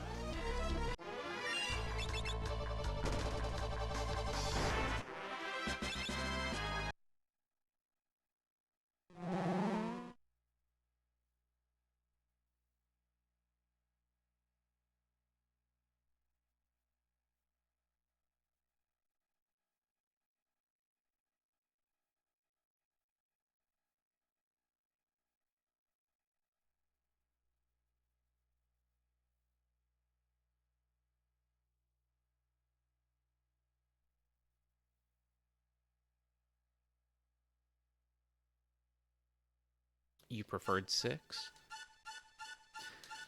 See, so what I've seen of the Final Fantasy VI randomizers, because I know that there are like 2 big ones. One is Beyond Chaos, and I can't remember what the other one's called. Or maybe I'm thinking of Chrono Trigger, where there are 2 really big ones. And Chrono Trigger, I kind of feel the same way randomizer-wise, is like, I don't know if I'd want to play those games randomized. I think I'd actually just like to play them like a million times. Like, and Final Fantasy VI, just as a game, I have played a lot. It is probably the game that I've played the most that I haven't speedrun. Actually, RimWorld, but a game through to completion that isn't a sandbox game, I should say. Worlds Collide. Oh, yeah, that's it. Because, what is it for Chrono Trigger? It's called, like, Jets of Time or something like that. Either way, like, I don't mind watching people play those, but I don't have a pull to play those. I also did give the Super Mario RPG randomizer a try, but that was a few years ago, and it was still very new, and didn't have enough at the time to really, like, wow me, although I know that, a lot of work has been done since then, and I think I might like it now if I gave it another go. But yeah, there are just some games that there are amazing randomizers for that I would much rather watch other people play than to play myself. Lufia 2 being another example, and Secret of Mana being an example as well. Fantastic games, really good randomizers, but for me, I don't know, just not for me, which is a shame. But then again, you know, there are some randomizers I do like. And then even the ones that I personally don't like, I still enjoy watching other people play. Because it's like, you know, it's Secret of Mana. I don't think I could ever get enough Secret of Mana.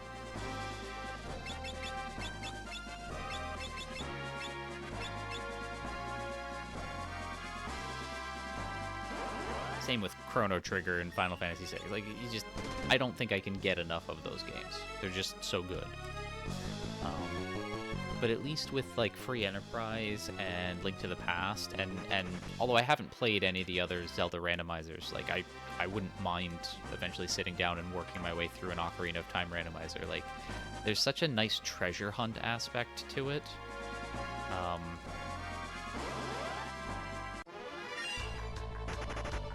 I'm a big fan of that kind of stuff. Oh boy. Getting a fair number of encounters.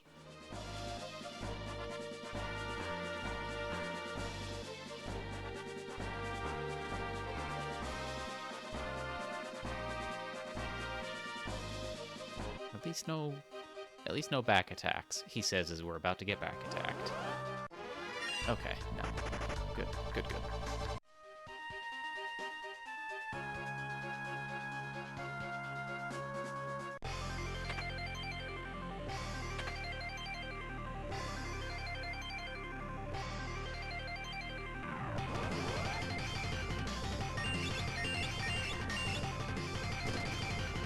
You want to play Chrono Trigger so much? It's been 20 years since you played it last?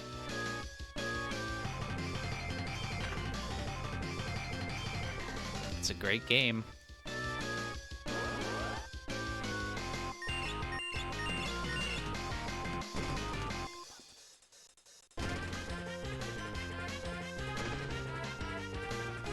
Okay, this is actually good, because I think it's possible that if he does jump on Bartz, he won't kill him, whereas I believe he will kill everyone else, so potentially good.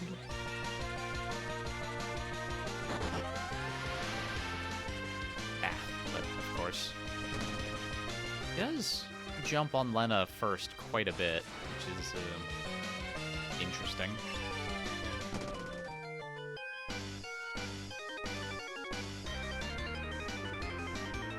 Alright, let's not get into 3 extra encounters on the way.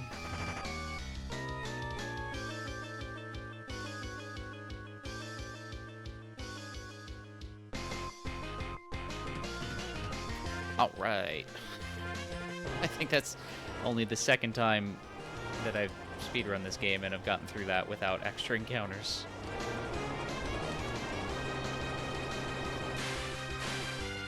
A little late split there, but I was so proud of myself that I forgot. And that's the difference encounters makes, is you can still gold split even if you split late.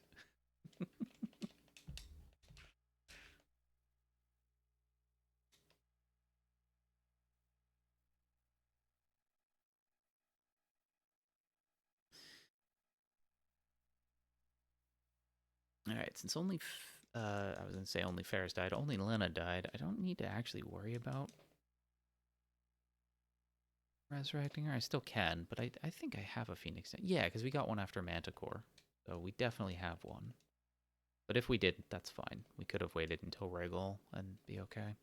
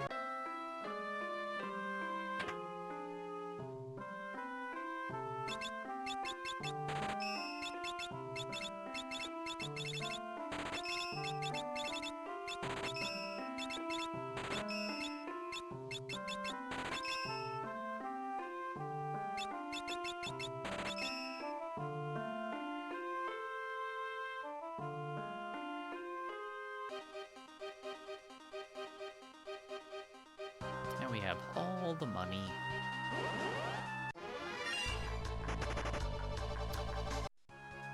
Yeah, it's interesting. I gave Ferris Flee, and I'm not using it at all. I'm just running away.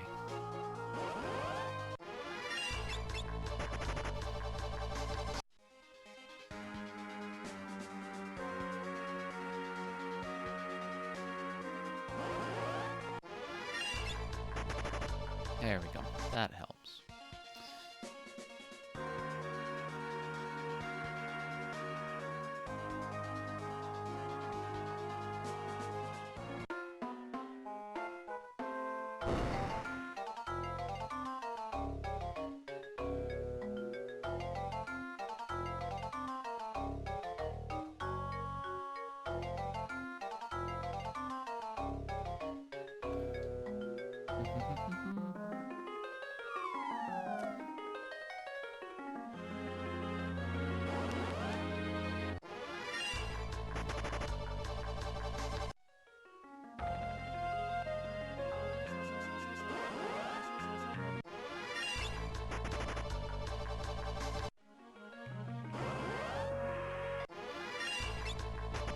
Okay.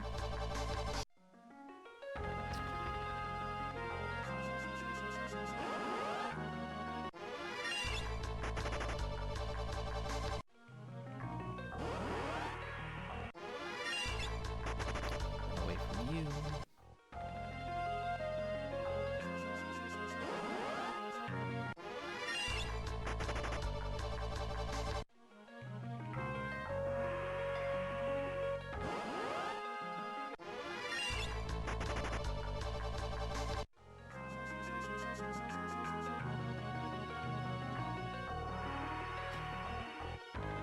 Alright, how many Phoenix Downs will it take? Ah, just one. That's good.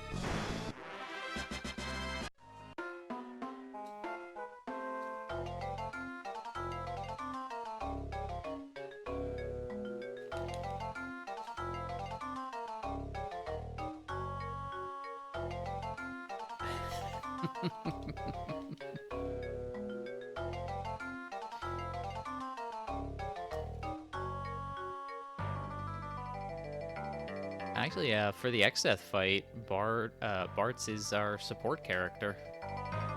I mean, everybody plays a bit of a supporter role, but the main attackers are Lena and Ferris, and then the person who deals the killing blow is Kryl. Bartz's job is entirely to mix and then to tank a hit. That's it.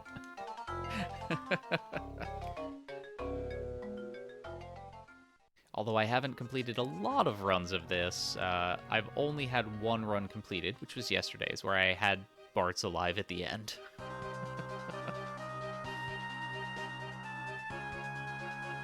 He's usually knocked out, which is perfectly in keeping with his role. That said, a lot of the fights before, he does contribute more than a support role. He does throw some Ragnaroks at some enemies.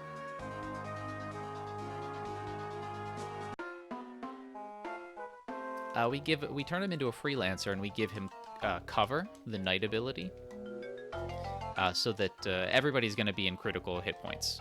So, shoot, that was too late. Yo, Swoogie! Coming in with the wonderful raid. Thank you so much, Swoogie. Welcome in, Raiders. I hope you're all having a very, very wonderful Sunday. Hope you had a great stream. What were you up to? And for those of you who don't know me, coming in from Swoog's stream, my name is Rakodactylus, or Rakodactylus. Either pronunciation is fine. And I like to pretend to be a speedrunner. Sometimes I even succeed at it. And I actually need a menu here, so give me just a second. We do that, we do that, that, we do that, that.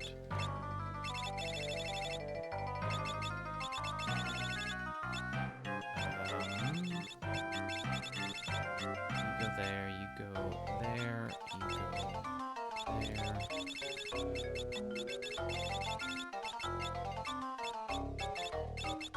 Shell, dark matter, that can't be there, and good enough. Talk to the Moogle. Yeah, thank you very much for the luck. But yeah, so I'm still new to speedrunning Final Fantasy V for the Game Boy Advance. It's something I picked up last year as an April Fool's thing, where I called it a Final Fantasy V 4-job fiesta, but I'm not restricted to 4 jobs and I'm against the clock. I didn't even complete the run, but I did learn it back then, and then it is something that I've picked up this year, started to do, having a lot of fun with it. Really close to a sub 4, which would be great to have. But still just having fun with it. I'm going to keep doing this for a little while. But I do run other games, sometimes 2D platformers like The Messenger and some Shantae games. Some other RPGs like Legend of Mana, Wild Arms, Octopath Traveler, things like that. And yeah, so what were you up today? You were doing some Gold Rush? Nice. I have to admit, I'm not familiar with that game, but I hope you were having a lot of fun with it. Unless Gold Rush is not a game and you were out, this was an IRL stream and you were prospecting with a sieve in a stream out on the American West Coast.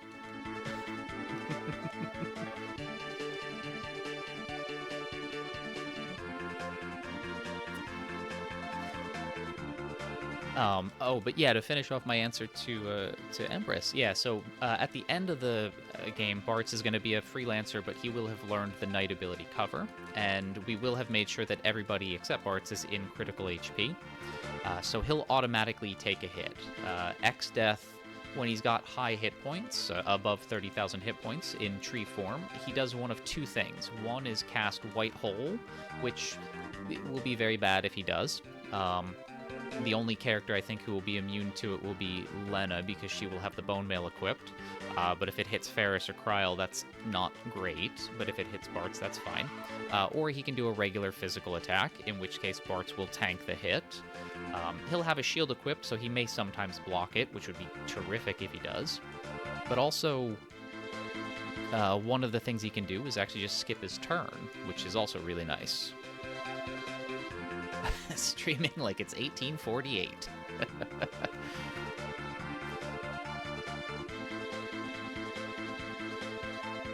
Weirdly enough, I can mentally imagine Swoog as a prospector. Not a particularly good one, but one who just has a lot of fun doing it.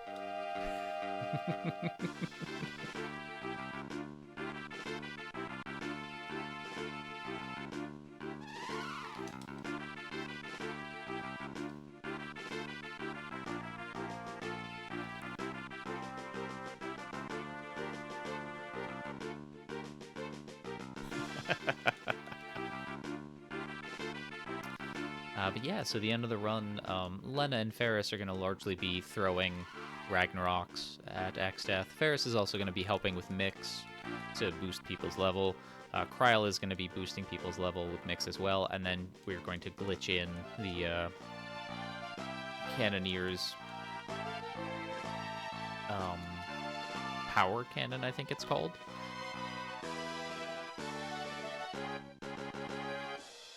And for some reason that does not, like, if it kills X-Death, it doesn't trigger the counterattack of the phase transition, so...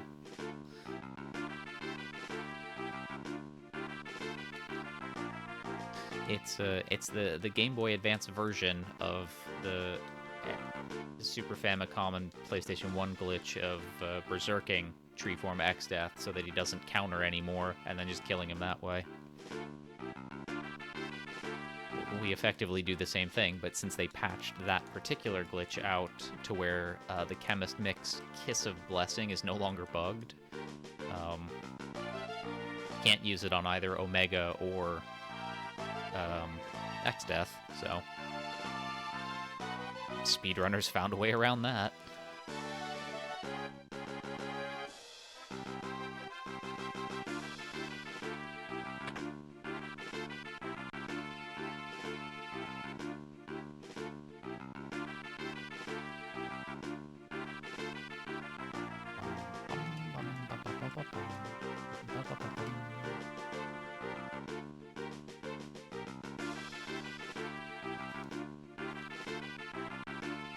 Okay, so after this little sequence here and the next one in Kelb, where Bart attacks, or is attacked, and then attacks in return one of the other Dawn Warriors, we're in the Drakenville Mountain, which can be a time loss area. It just depends on the encounters we get, but I will need to be paying attention to people's AP at that point. Because we want to have Bart's and Ferris no mix at the end of the Dragon Pod encounter.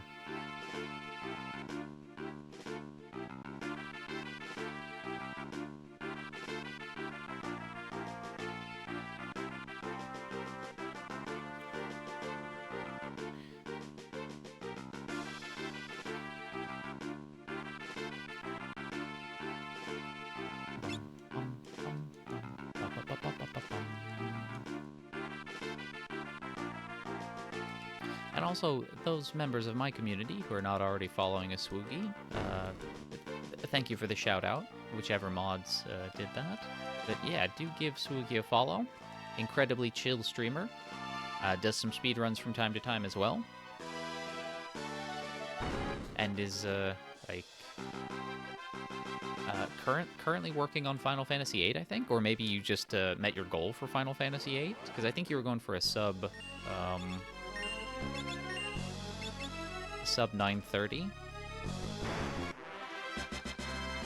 Something like that. But either way, Final Fantasy VIII, fantastic speedrun. I would actually say Final Fantasy VIII has, as much as I love the soundtrack to so many Final Fantasies, I think Final Fantasy VIII has my favorite Final Fantasy soundtrack. It's so good from start to finish. Like, everything is amazing.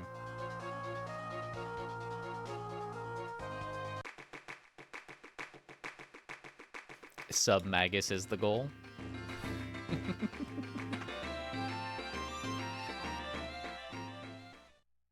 Wow, Magus could beat it in 20 minutes? That's a really fast, that's a really fast time for Final Fantasy VIII. Good luck with that.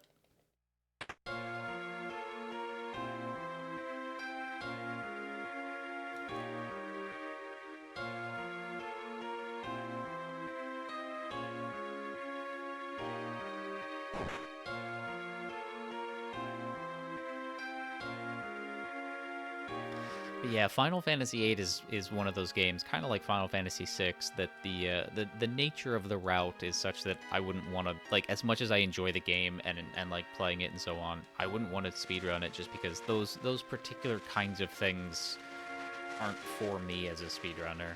Like, the level of precision you have to be to, like, enter certain triple triad matches within, like, X number of frames to be able to get the Zell card or whatever, or the Keystis card. Like, it's great for those who can show off doing it. Like, that's amazing to watch. But that's just sort of not for me. Kind of like with the very strict step routes of games like Final Fantasy VI or things like that. Those are games that, as much as I love the game, and as much as I love watching speedrunners run them, they're just not for me, which is, you know, not so bad, because there's still a bajillion games out there, and there are quite a few games that I very much enjoy speedrunning. One of them I'm even actually pretty good at.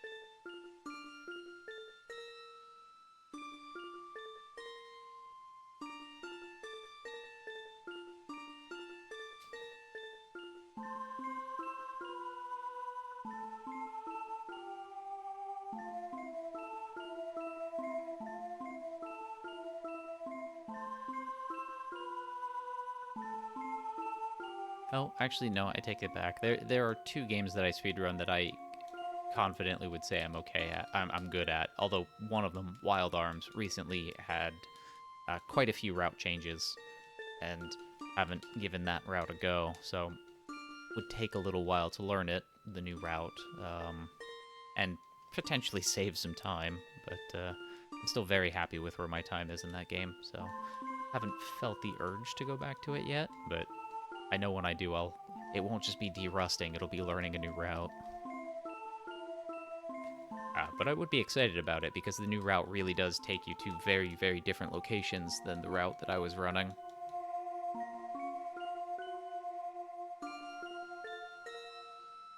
because that run, at least the category that I ran, you're going out of bounds and doing some weird map memory manipulations to warp to various places. And it's really cool tech, but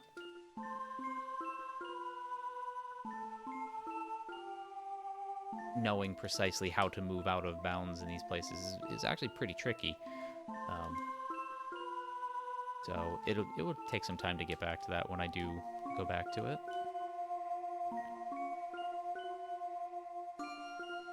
Meanwhile, for all the glitching we do in Final Fantasy V here, it's still the same. You're still going through all of the same areas, which is nice.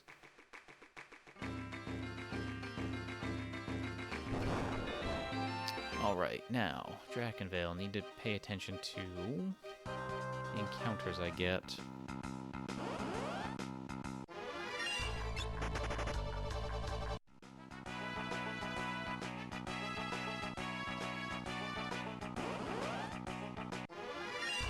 Oh, good. That's actually a good one to get off the bat. It's not great.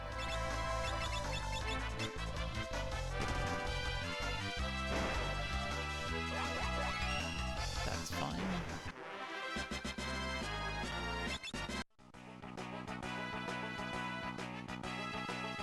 So we need minimum 3 Dragon Fangs.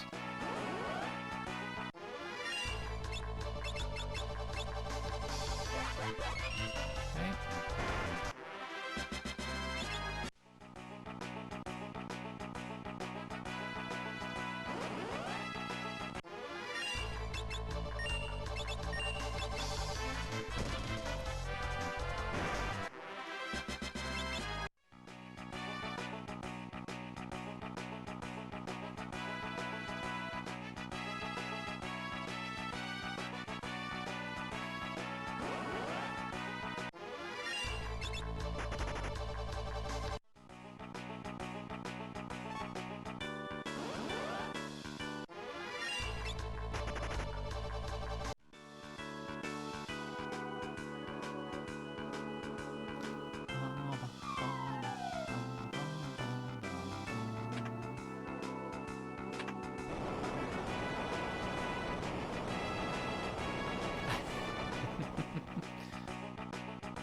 What is kind of nice about the speedrun is glitching in the Hermes sandals.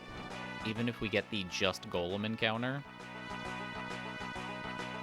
we can run away before he punches us and then runs away.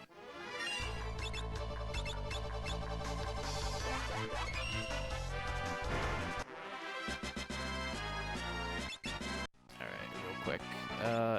We're good. But you know what? I'll take a 4th.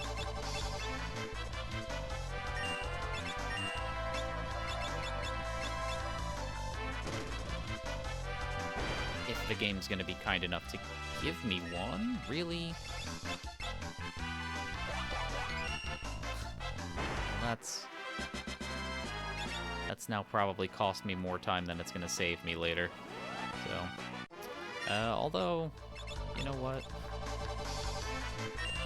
Seriously.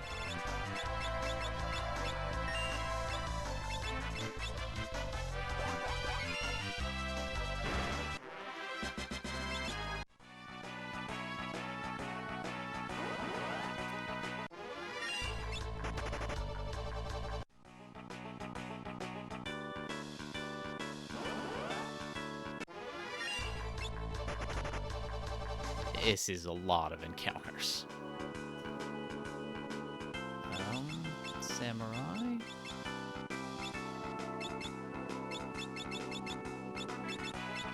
Cool.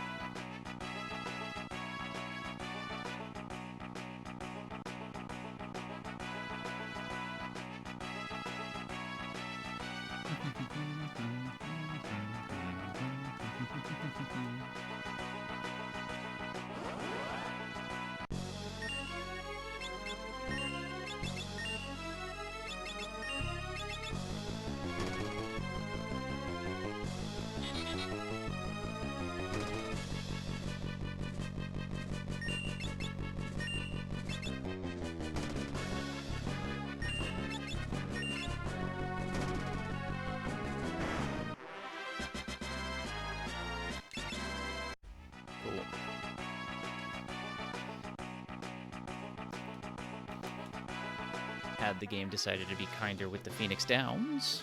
Could have saved a lot more time, but you know what? We are in the green, so I will take that as a bit of a win.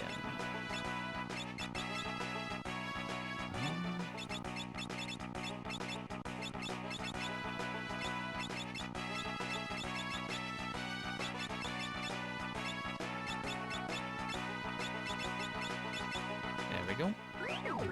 Yeah, this game absolutely has some jammies. And we're about to hear in a few minutes another really, really good one, because we're going to hear Battle on the Big Bridge again when we are on the big boat.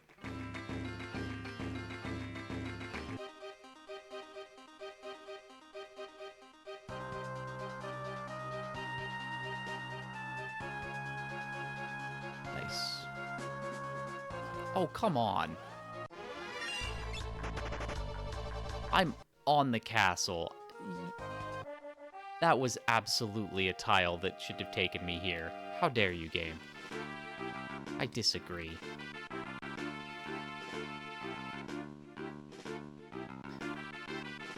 Bedtime for you now, though? Well, rest well, Swoogie. Thank you again for the raid and the host. I'll do my best to keep your community entertained.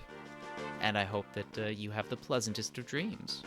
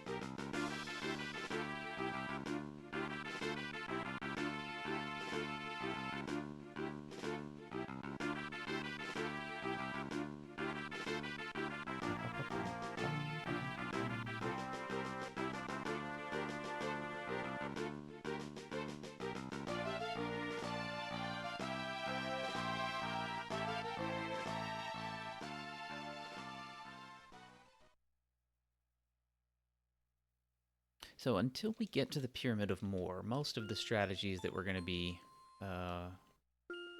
using in boss fights are either... Well, it's going to be some combination of Zeninage or Giltoss and Mix. Pretty much it. Not really anything else we need at this point. We have a ton of money. We have Chemist Mixes to be able to boost people's levels so that when they do Zeninage, they'll be doing lots and lots of damage.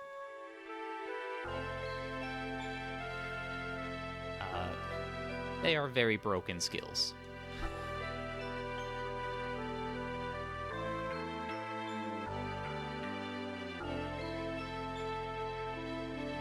Admittedly, they're not easy to pull off because with Zeninage, you do need a lot of money, which isn't always the easiest thing to come by in the early and mid-game. And then with Chemist Mixes, you know, the game doesn't tell you what it is, so you have to, like, figure it out on your own or use a guide. And a guide came about because basically somebody tried all the different combinations of things. So, you know, difficult to use to their utmost capabilities, but once you've got things down, they become just a wee bit too powerful.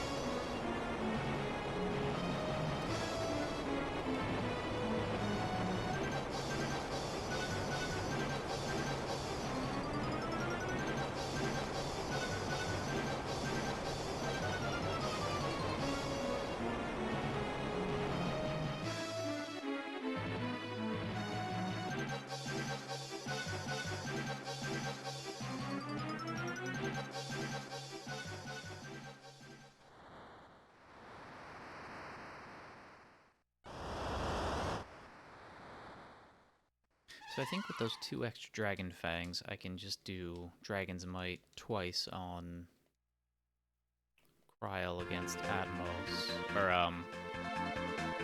Galuf against Atmos, and might be able to get away with not doing it on using Samson's Might on turns 2 and 3. I need to do 19,997 damage to Atmos, so it'll kind of depend. Maybe I'll need to do 1 more Samson's Might. But if we can do 7,000 on the first turn, then I won't need to do any more boosting on turns 2 and 3. Hey, Suko. I'll have some water, thank you very much.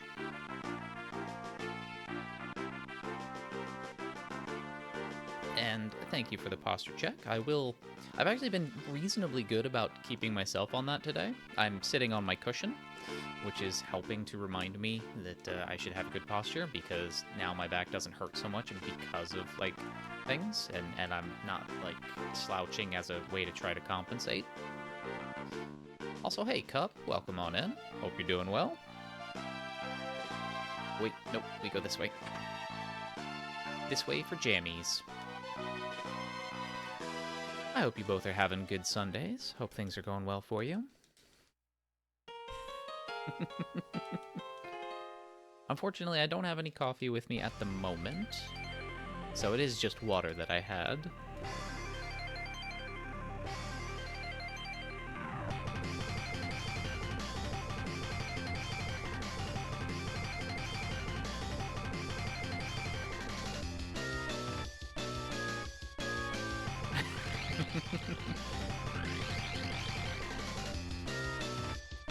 Aw, don't fear, Empress. She's an adorable little bunny. She just wants to give bunny hugs, that's all.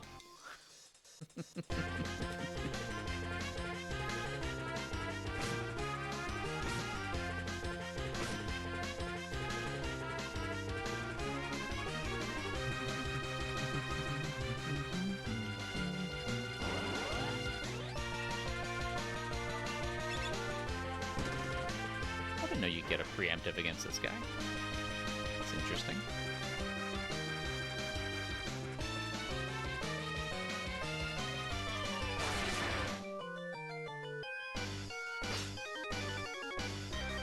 Hey Zeke, welcome on in.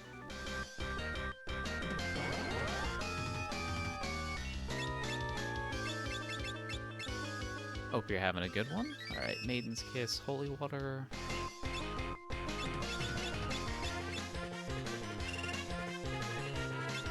And then Phoenix down, Dark Matter. There we go.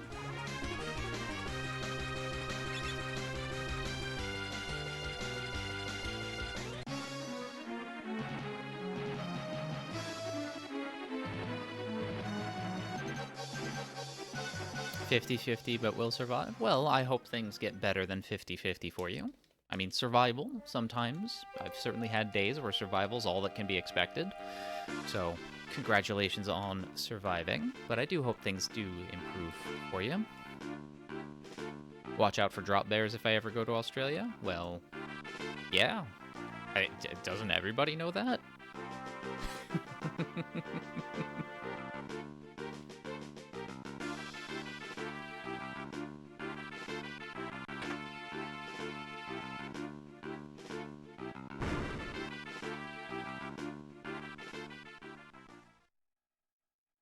Yeah, you definitely have to fear the Monty Python bunnies.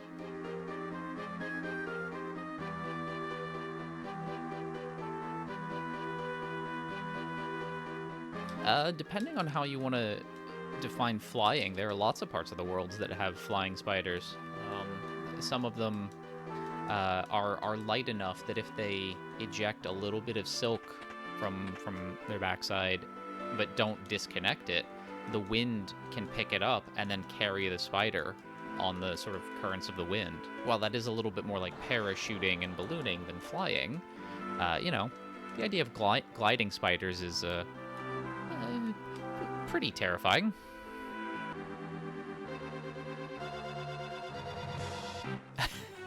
Yeah, Australia is known for just having lots of things that are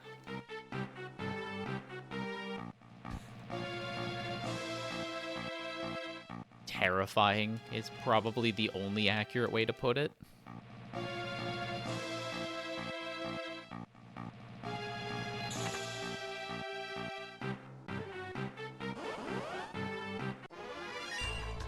Up to and including Australians.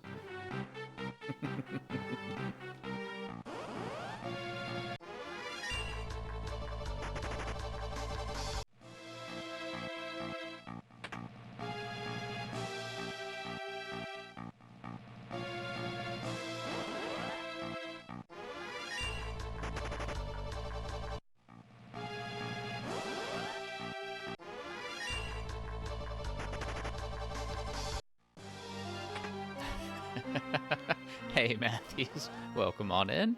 Hope you're having a good Sunday. Could we get an encounter rate here that doesn't suck so much? Is that a doable thing?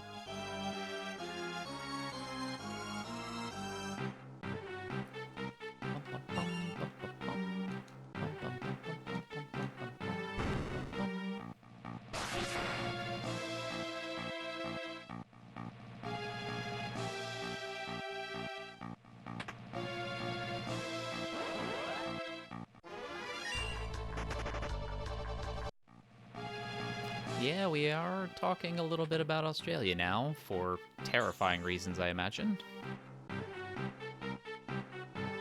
Yeah, we just run into this. No menu. No menu until after.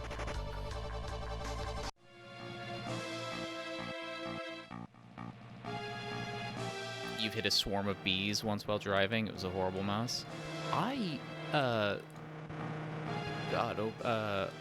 Yeah, over a decade ago now, there was a swarm of bees that swarmed on my driveway right behind my car.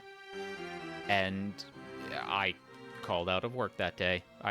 Well, called out. Like, I sent an email to my boss and, like, first of all, I took a picture of it, and then I sent that picture to my boss as an email. And it's just like, I'm staying home today. I'm gonna do some work from home.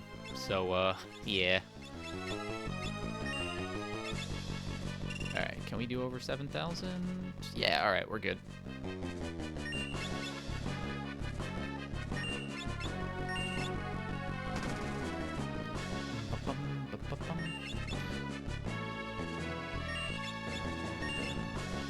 Now, the thing is, I know that swarms of bees are actually kind of the easiest to deal with. They're not terribly aggressive, because my understanding is swarms are usually just, like, looking for a new place to live and aren't, like, looking to be aggressive or anything.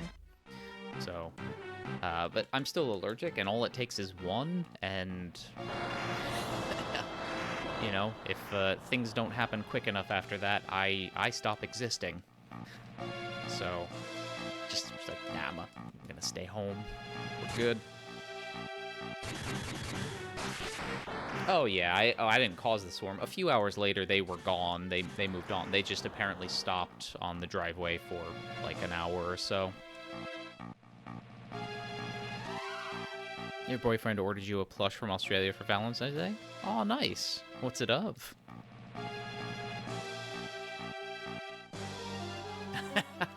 Turn what? Like, flamethrower sprinklers? I'm not just imagining that. It's a very, like, you know, better homes and garden in the Mad Max world kind of thing. They gorge on honey before they swarm, and it was all over the windshield. Oh. Yeah, that another thing about when I was living in Florida, there was one time I was going to a conference on the west coast of Florida, and at the time I was living in Orlando, and it was like a 4-hour drive, but it was during like love bug swarming season. I don't know how many people are familiar with love bugs, but they're a thing that we have in the United States, particularly in the South. And when they swarm, they're just everywhere. And their guts are actually kind of corrosive to the paint on cars. And I drove, like, 4 hours basically driving through so many. I had to stop. I know for a fact at least once, it might actually have been twice, to scrape them off of the windshield and the hood and bonnet of my car, because it got so bad.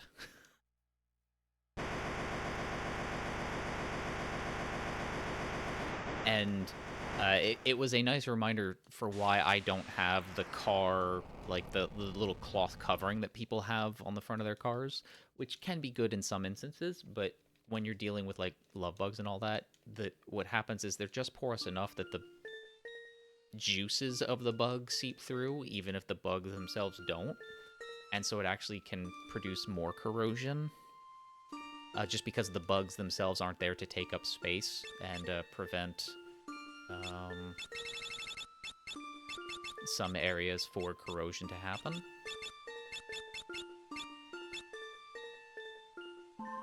It's gross. Very gross. A Tasmanian tiger. Ooh. Very cool. It is a real shame that we've driven them to extinction. But yeah, I do hope that the plush is adorable. I imagine it is.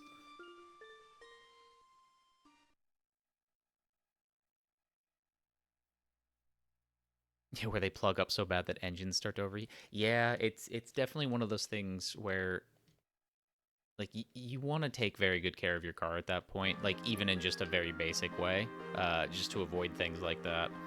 And unless I'm mistaken, some parts of the country are about to have the like 7-year cicada thing happen, and yeah, might also be careful to one not want to drive through that stuff if you can avoid it, but also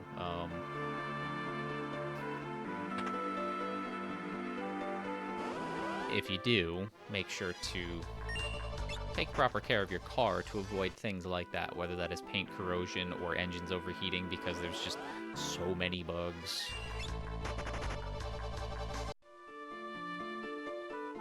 And one of my favorite, in quotation marks, facts about the cicada swarms is like they actually are so massive and dense that they show up on like the weather station's Doppler radars that are used to track storms. It is actually quite impressive. And thankfully, as I understand it, cicadas are like not threatening creatures. They're not like, they're bugs and people are scared of bugs, but they're not like, they don't sting, they don't bite, they don't like, they're not venomous. So, while gross and probably scary, it's not a particularly dangerous thing to be, walking through a cicada swarm or something like that.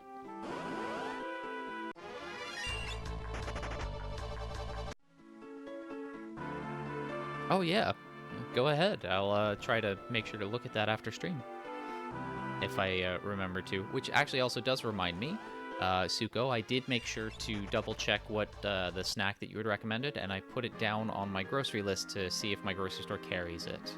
So next time I go shopping, which will actually maybe be tomorrow, but if not then likely Tuesday or Thursday, just depending on how things shake out for me, I will take a look.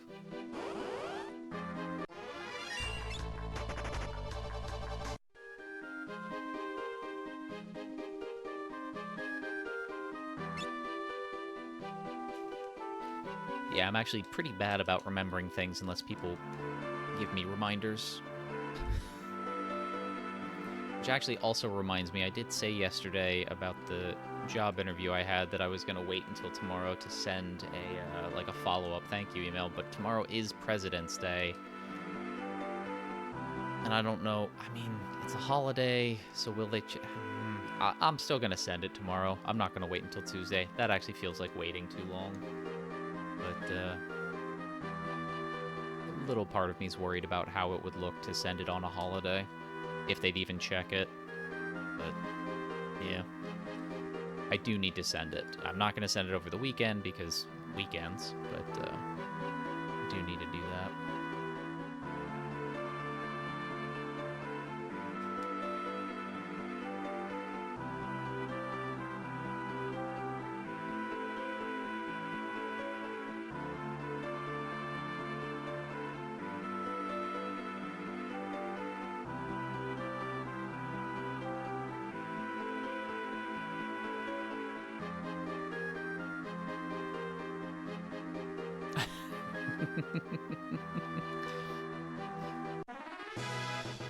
So a little tip moving forward, if you're going to be doing links, I don't actually know if this is the case here, but if the link has like a question mark in it, the question mark in everything after is like metadata that sites use for like tracking and so on.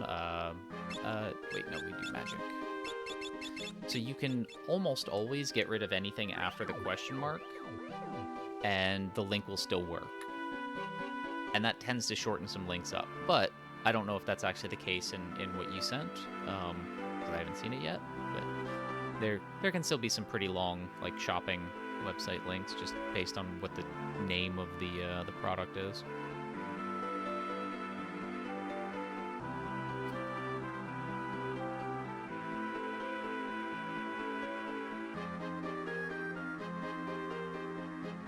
Not dangerous. Imagine allergies, though, when those things are everywhere. Oh, yeah, that's true. Like, allergies, they're not, like, hostile dangerous, I guess I should say.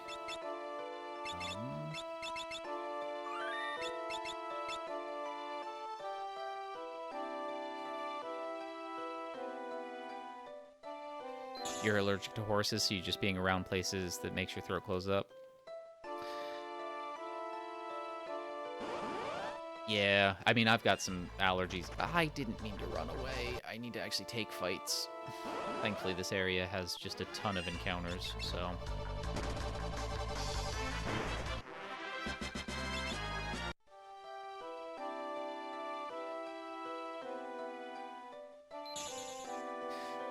I mean, I'm allergic to bees and ants and sort of that whole genre of family, but I guess technically it's I'm allergic to their venom.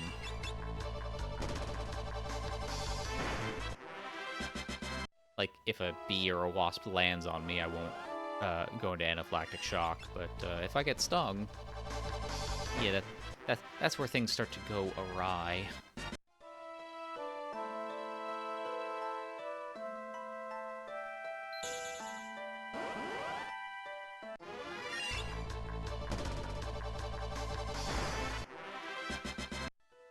Alright, I think I need to take one more encounter before Ferris knows hide.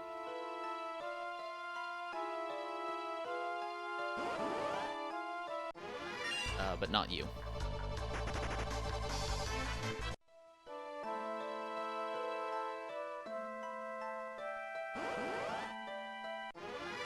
No, seriously, not you. What did I just say? Actually, yeah. We'll take the fight after this.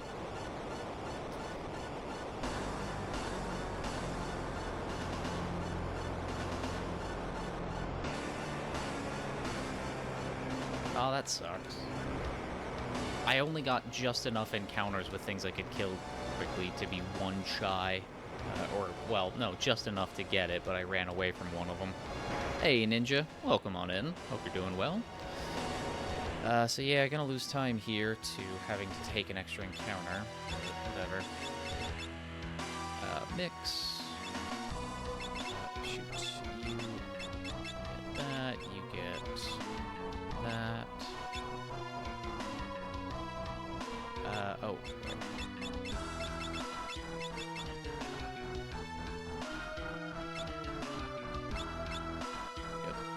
Good. Moogle. There we go. It's warming up there. Looks like an early spring, and that means you get to ride bike. Ooh, nice.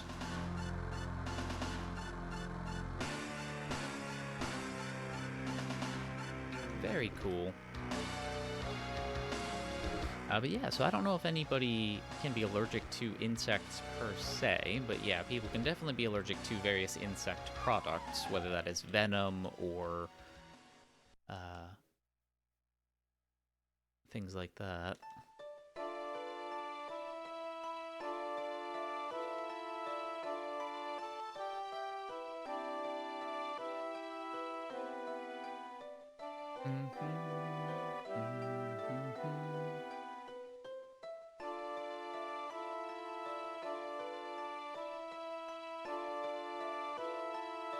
Come on. Please get out of the way. There we go. Alright, please give me an encounter that I can kill. Good. Please learn hide.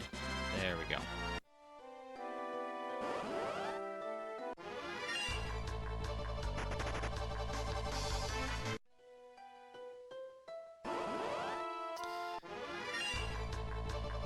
Oh, wow. I did not know that. That's, yeah, that's awful. That's right up there with that, Lone Star tick that if it bites you can, cause you to be allergic to meat.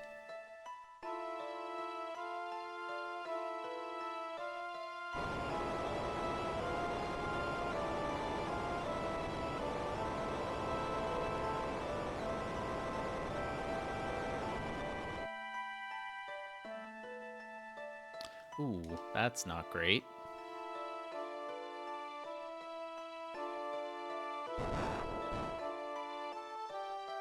I hope I put the bone mail on Galuf. For some reason, I am not sure if I did or not, but I may also be thinking that because I was preoccupied with thinking about Lena not knowing hide, and hopefully was able to just do that part properly.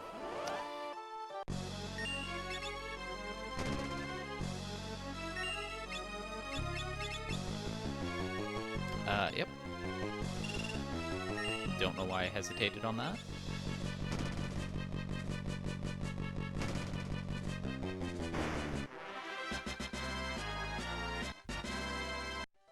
Very sad about all that time loss, which was getting some bad encounters in here.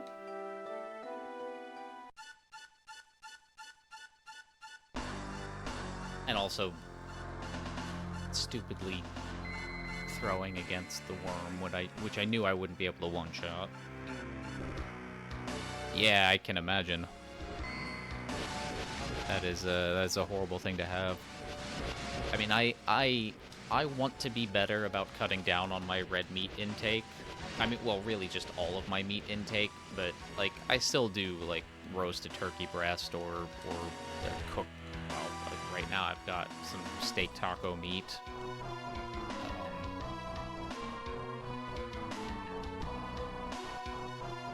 Yeah, I make some vegetarian stuff and well, vegetarian slash vegan friendly stuff from time to time. Especially a lot of pastas. So I'm sure I could find a way to live that way, but I also just enjoy like a turkey sandwich or tuna salad or, you know, steak tacos or even just like chicken soup.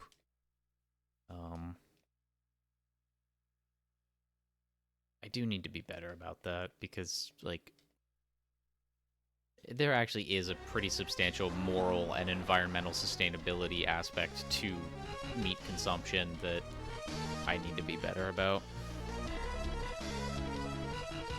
Beef jerky, turkey jerky. Oh, I've not heard of tofu jerky. Hope I get to give that a try sometime.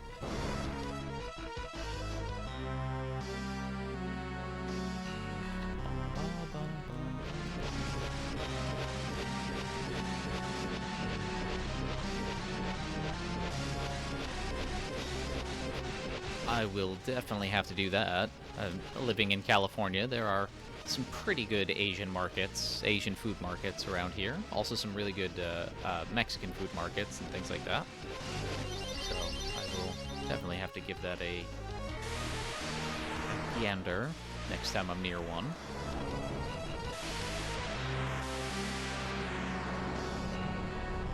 Super Saiyan Galuf.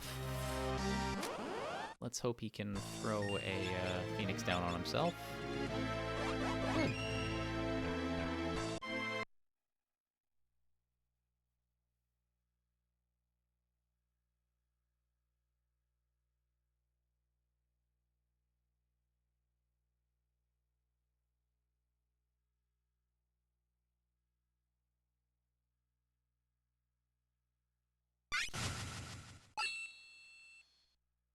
I think they're lower calorie too.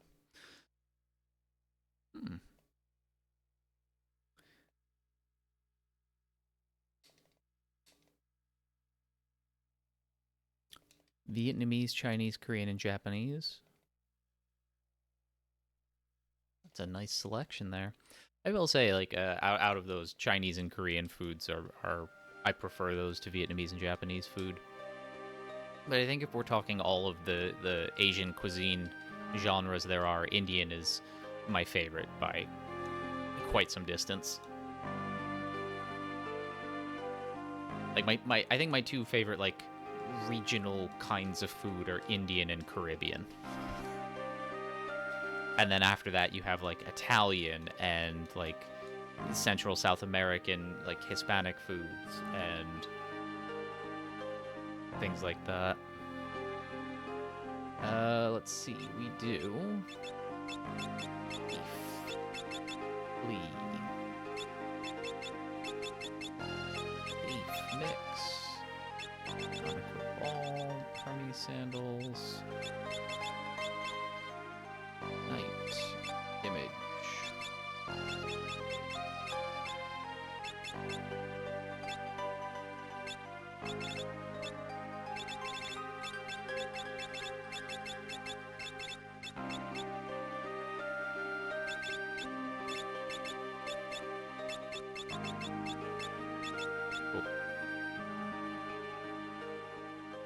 Alright, again, not terribly great menuing, but that's fine.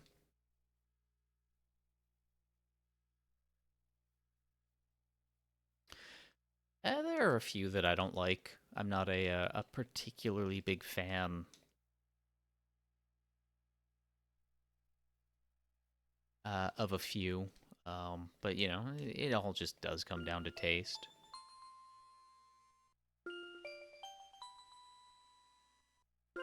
Modern Korean's a little heavy on the sugar. Yeah, fair enough. Like, I'm not a big fan of sushi. I know that there's a lot more to Japanese cuisine than sushi, but, like, specifically calling out sushi is, like, that's just not something that I'm, you know, always ever, like... Or, sorry, that's not something I'm ever, like, in the mood for or, like, will go out of my way to eat. If there's kind of anything else on the menu, or buffet, or potluck, or whatever, that's what I'll end up having instead.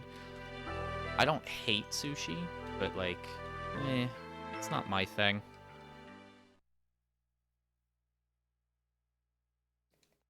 Karage chicken is good. Hey, Mercasta, welcome on in. Hope things are going okay for you. Hope Sunday's treating you well.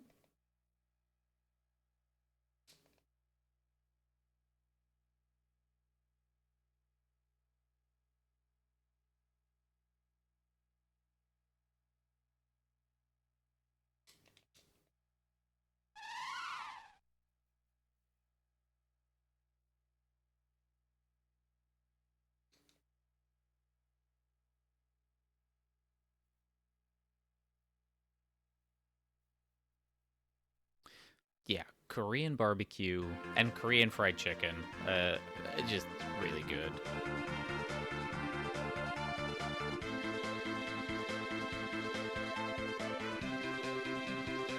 You enjoy Japanese style rice bowls? Yeah, those are pretty good. Yeah, there is some Japanese cuisine, or at least Japanese styles of preparation that I will, you know, eat and enjoy and all that. But for whatever reason, sushi just never did it for me.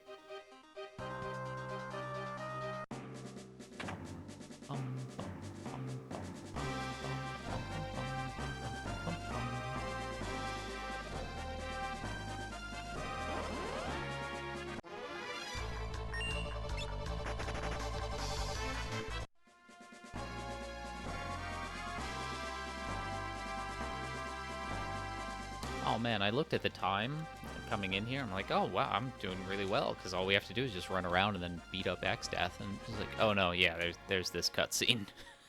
This one takes a little bit. You don't like Korean barbecue? Yeah, that's fair. You know, not everything's gonna be for everybody. I'm a big fan of Korean barbecue. You're a big sushi freak, Mother Antares? You tried to get Mapu tofu, but they gave you white guy level 1 spice and it was pretty mid. Alabama barbecue's pretty mid. Kansas City's overrated. Oh, yeah, when we get to that level of regional specificity with things, like I don't have too many opinions. You know, I know some people are pretty big on like, oh, Tennessee barbecue. It's like, whatever. Like they're slight variations on a theme.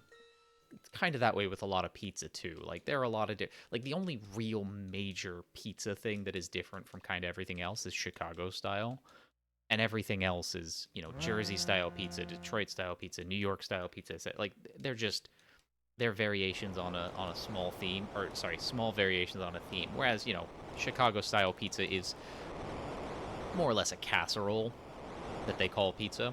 It's still good, but it's just a different beast entirely. But you know, once we get to that level of specificity, I'm just okay with all of it. I don't know enough to feel like I could say, oh, I like this style of barbecue better than that style of barbecue, or even this style of pizza better than that style of pizza.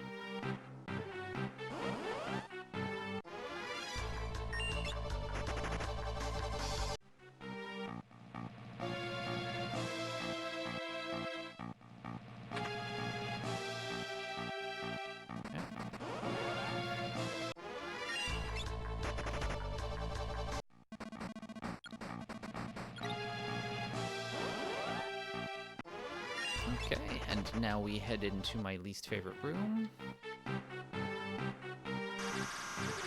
Ooh, okay, that was almost bad.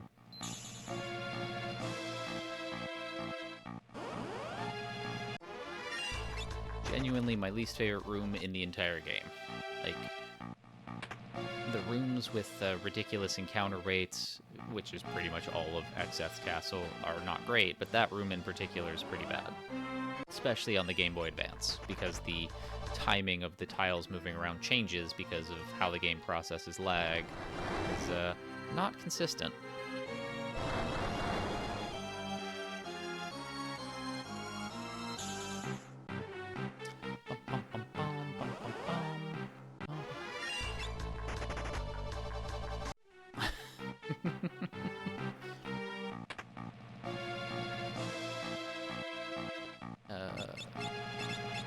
Demi stove.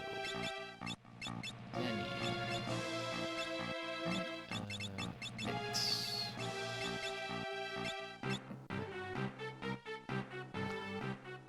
I don't mind New York style pizza. It's fine.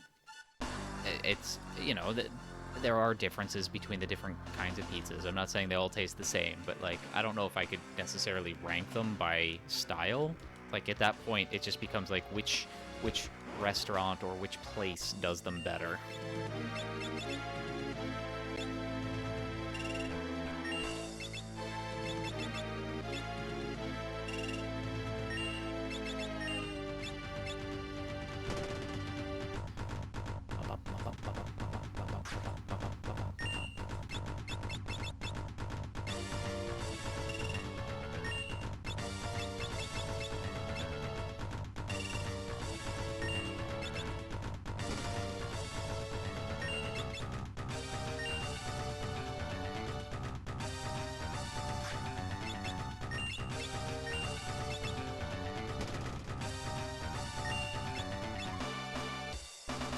That wasn't needed at all, but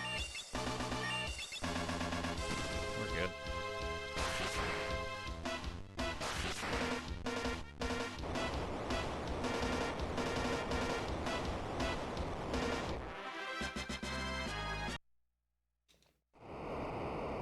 Okay, that's a weird time save as well. So yesterday I saved 45 seconds, and I know a huge chunk of that, about 30 seconds of that, is because in the splits I'm running against, I got a diamond armlet drop in the Forest of Moor, so I had to go to the town to sell it so that it wouldn't auto-equip in place of the Hermes sandals, and that really did take about 30 seconds or so. So I know where half of this time save is coming from on that. Yesterday, there was still an additional 15 seconds. Don't know where that came from. And today, another 35 seconds on top of that.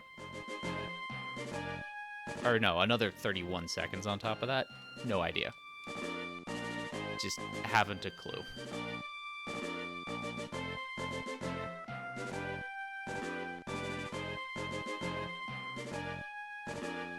Yeah, about a minute up. And I still have a potential other minute, well, maximum other minute to go in the final fight itself, or I guess the final split. Um, because the X-Death fight, with the exception of the run I did yesterday, my X-Death fights all come down to luck. Like, I'm not good at them. I'm making some little mistake here and there, or delaying just a little too long, and then like things happen.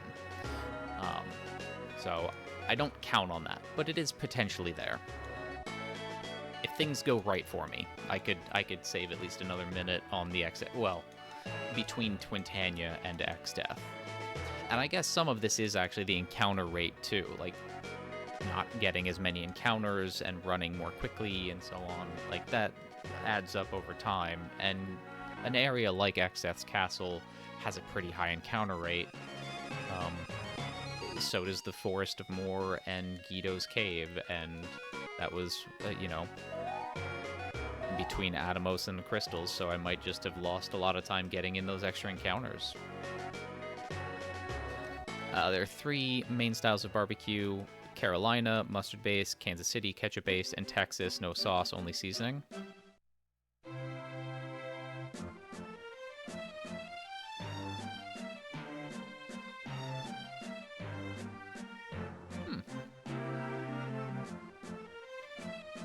A well-made Unadon slaps.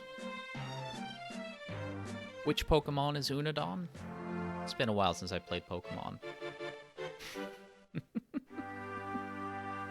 Sorry, don't mind me. I'm just an idiot. Most things I say are for my amusement. Not a fan of eel, but Japan has done more for noodles than any other nation that isn't Italy.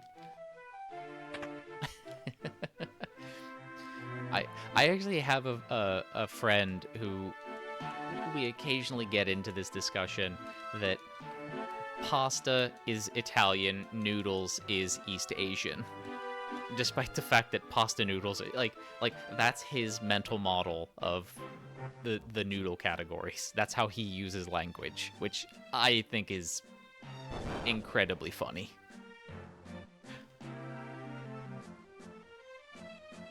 Unadon is unagi donburi, which is an eel bowl. Completely discount China in that? No, I said East Asian. I didn't say Japanese specifically. Doesn't China count as East Asia? Admittedly, my geography is awful, so I could be very, very wrong there.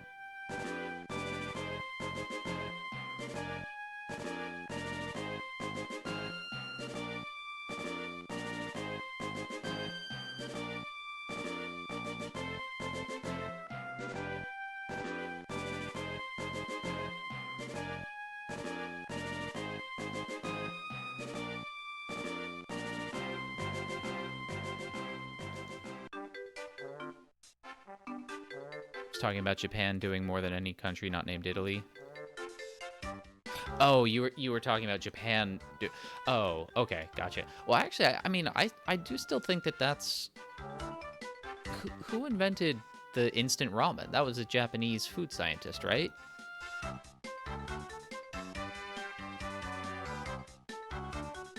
Like instant noodles are a Japanese food invention, right?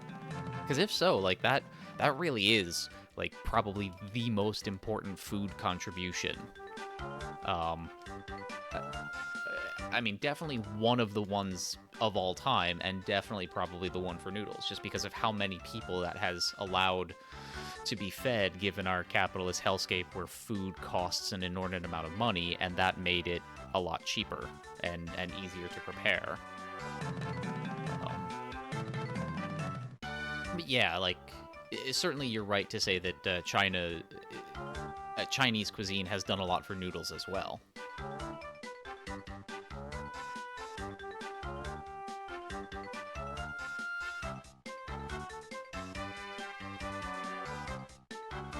Sorry, I'm just appreciating Choco head bobs and Choco butt waddles, and I wasn't even calling it out, which is weird. Yeah. Never thought of it that way.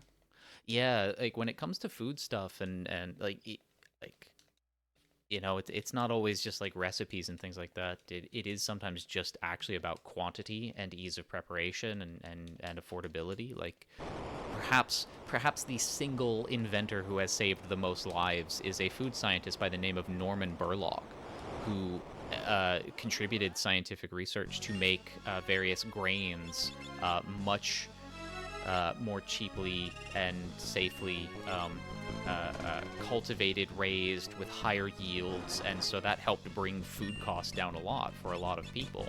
And I think he and the work that sort of went into this contributed to somewhere in the neighborhood of an estimated 1 billion lives saved, and all just to make like wheats and grains able to grow in more conditions, to have higher yields, to be a little bit more protected from pests and things like that. So, like, he wasn't doing much. It's the same kind of grains that go into cornflakes that have always gone in, but like to higher yield and things like that.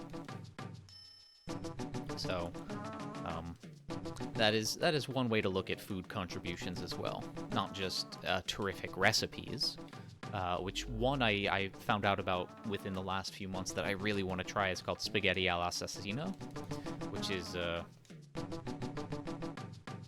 it just looks so good. The recipe looks so amazing, but it's like spicy. It's like spicy noodles. It's just, yeah. It's an Italian dish, and I want to give it a go. Is that the one that breaks all the rules? I don't know if it breaks all the rules. My understanding of where the name came from is that like a chef was, I guess, trying to come up with something with some like leftover dried noodles, and sort of marinated them in a sauce or whatever, and then fried them to a crisp. And the person who I guess he was making it for said, "This is so good that you must be trying to kill me." And so that's, legend goes, how it got the name spaghetti all'assassina, assassin spaghetti. So I don't know what rules it may or may not break or anything like that, but I've heard that it is incredibly flavorful, and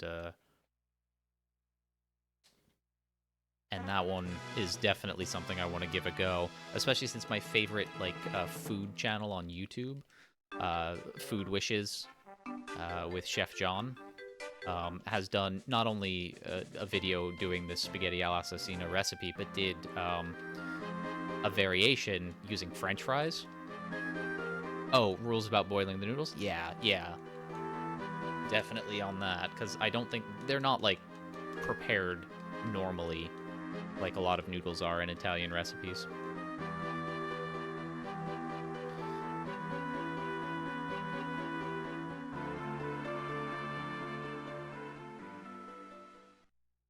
But yeah, I really want to give it a go. Thai noodles are amazing too. That is true. Thai food's not, it's not up there for me for places or like styles of food to go for, but man, it's good. It's good eating. Geographically, Western Asia is Abkhazia. Hope I'm pronouncing that right. Armenia. I'm not going to be able to pronounce a lot of these correctly. I don't know how to pronounce that third one. Astrosak. I apologize profoundly for that one. Azerbaijan, Bahrain, Cyprus, Egypt, Georgia, Iran, Iraq, Israel, Jordan, Kuwait, Lebanon, Northern Cyprus, Oman, Palestine, Qatar, Saudi Arabia, South Ossetia, Syria, Turkey, the United Arab Emirates, and Yemen. Okay, so a lot of what we generally would also consider the Middle East is considered Western Asia. Okay. So many good dishes came about from hilariously ridiculous circumstances. Yeah. I mean, also quite a number of recipes were just invented by a food company. a lot of canonically American desserts, for instance, were just invented by, like, Nestle in a lab, including chocolate chip cookies.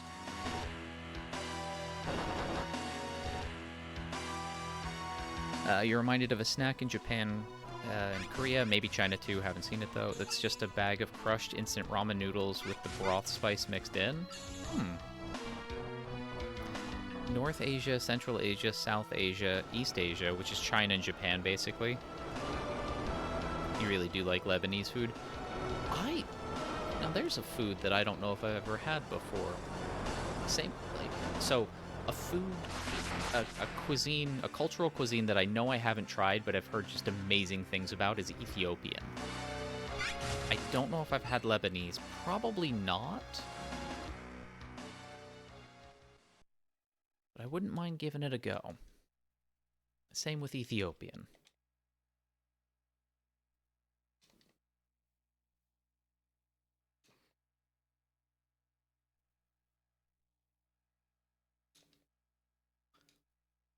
East Asia is China, Mongolia, the Koreas, Japan, and Taiwan. Okay.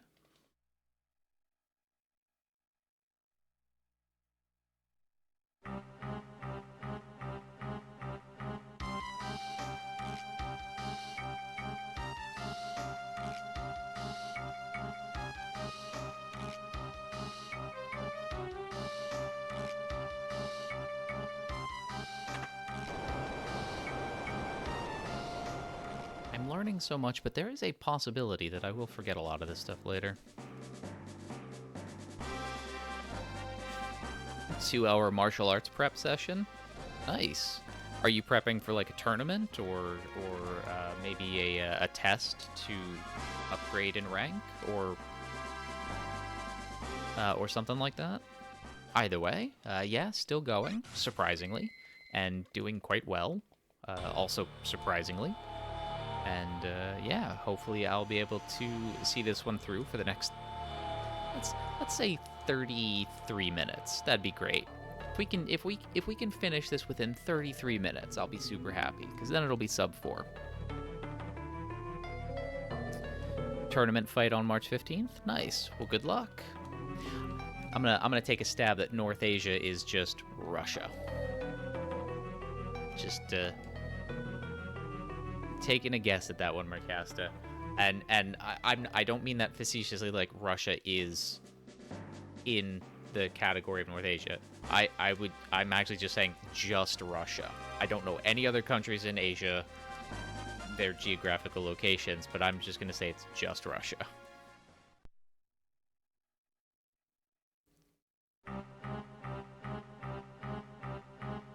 Okay, we've got to do this. Equip all Hermes sandals. Equip the green beret. There we go.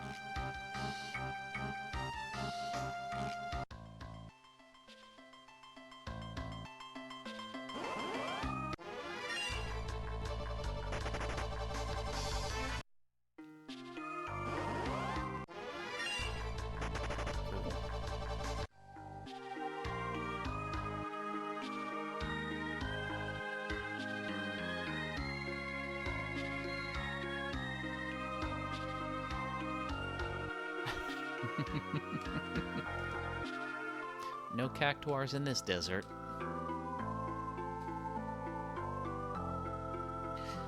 Also, I am very, very glad that I ate before stream, because the entire chat today has basically just been food talk, and it's all been incredibly yummy.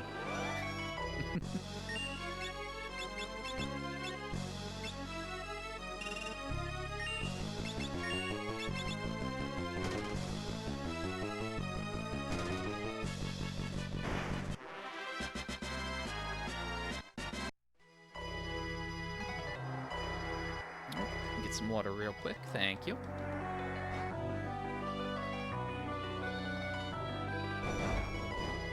Appreciate that.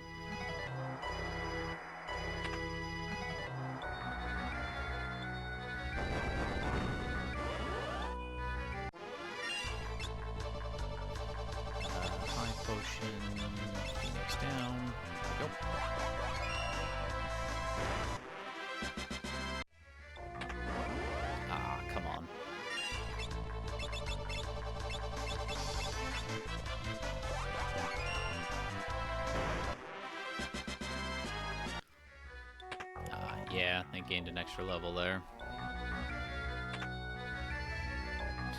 Okay, Bart's. Control.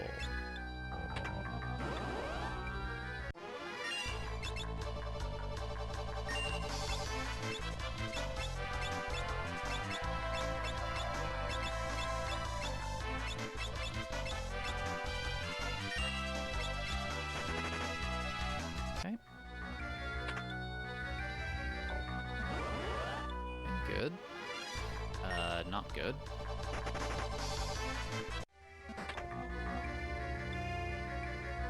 Needs a Fierce. Good. Good. There we go.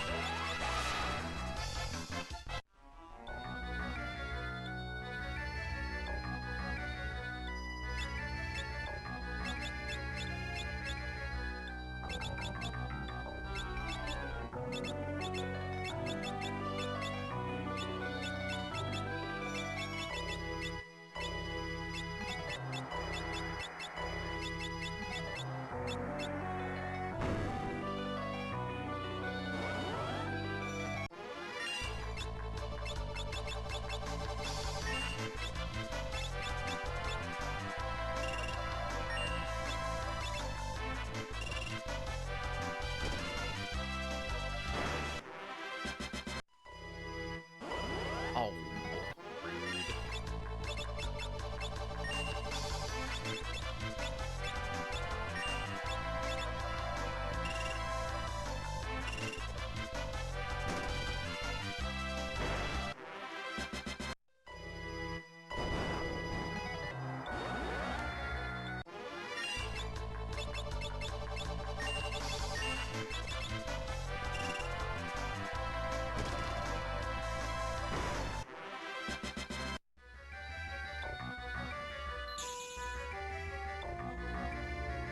Wait.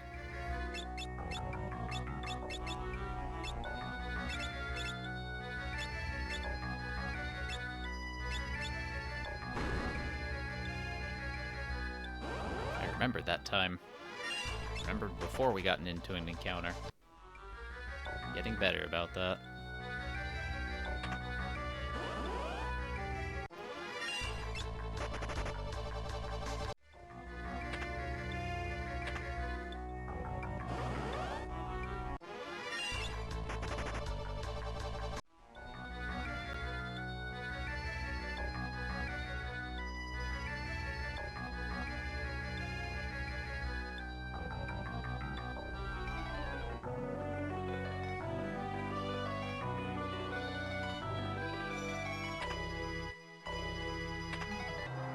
There we go.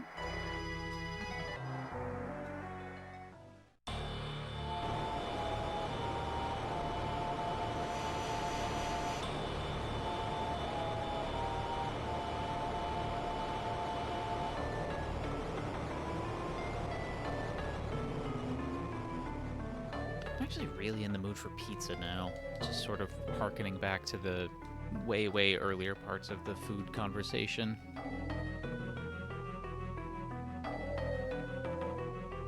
I mean, I have some leftovers that I can heat up for food after stream, but I might actually just order a pizza. That way I also don't have to make anything tomorrow, because I can have leftover pizza and my continued leftovers today. Starting on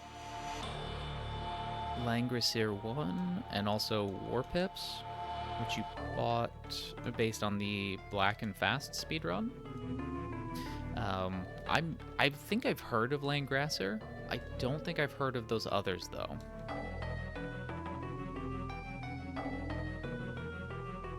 And yeah, pizza's always good. Welcome in, Drew. Hope you're having a good one.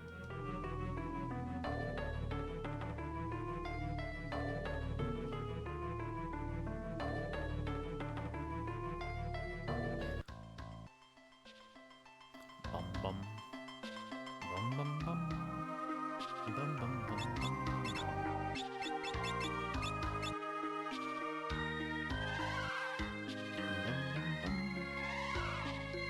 new indie RTS where you don't direct troops, they do things on their own. You get to place a few things and determine research on what gets bought. So it's about how much, it's about as much RTS as you can handle.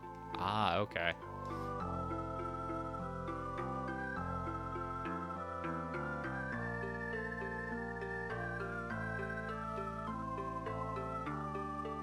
I'll have to look into that. That does sound pretty nice. It sounds more like the RTS side of things is a little bit on the sort of subdued side, and it's more like colony management and that kind of stuff. But in a, I imagine, an RTS sort of combative context.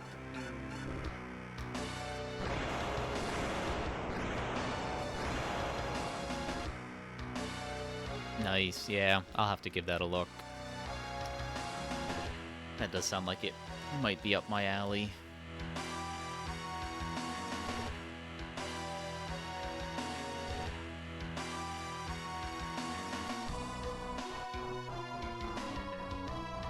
Pizza for breakfast, ham and pineapple. Nice. So please feel free to correct me if I'm wrong. I was under the impression for the longest time that, like, ham and pineapple was basically a Hawaiian pizza, but that's not entirely true, as I think I learned later in life. But that Hawaiian pizza does still have both ham and pineapple on it, it just also has other things. It's all place a turret here, tell your base to produce some troops of X type. Nice. Oh man, Chubbelkins, I have fallen so hard in love with Against the Storm. It is just amazing. I've got over 150 hours in it. It was gifted to me on, like, December 26th, and I just... Man, I've gone so hard in that game. It is amazing. I love it.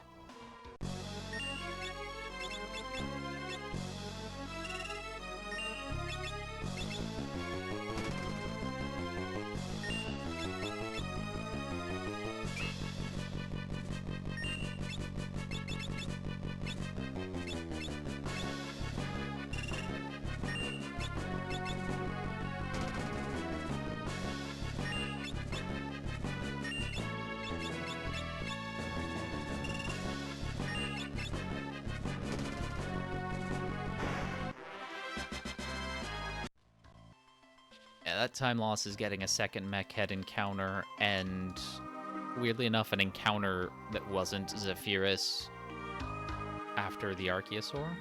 It's weird.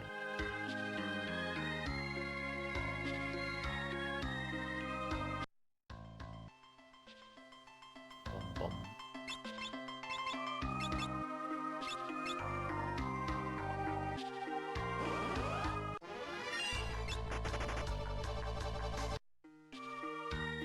As created in Canada was just pineapple and ham. Oh, okay, cool. Yeah, when you said that, I do remember vaguely hearing a while back that Hawaiian pizza did originate in Canada, which, in whatever, that kind of stuff happens. You know, a fair number of what are considered canonically, like, Indian food style things were actually made, like, they were first produced in England. So I can get that kind of stuff. But yeah, if it was just ham and pineapple, okay. That's fair enough then. Anyone insist on other things is really making it up? Yeah, possibly. But, you know, recipes do change over the time, so that's...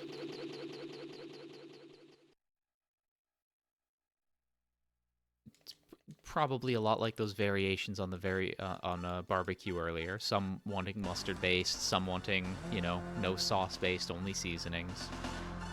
Still barbecue. But I do get what you mean though. You recently 100%ed Factorio, so all achievements are done until the expansion. Yeah, Factorio is a game that on first glance, I think I'd enjoy, but then watching some other streamers stream it, I actually feel that maybe I wouldn't. At the very least, not as much as I would a lot of other games in that sort of general genre.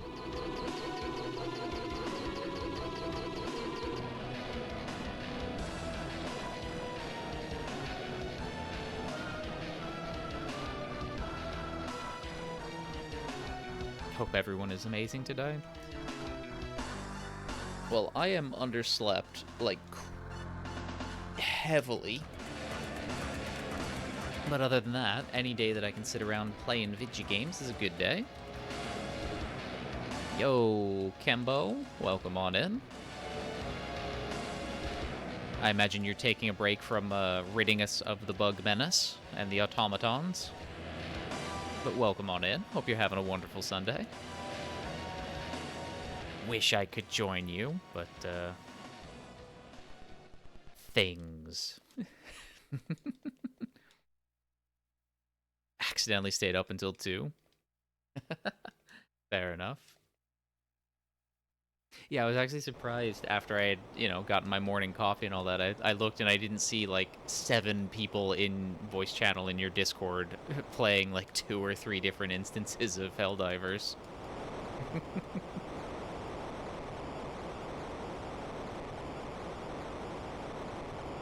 And I had that moment of going, oh, I'm glad I was able to get it refunded because they've all stopped having an interest in it immediately. Yeah, servers, most likely it.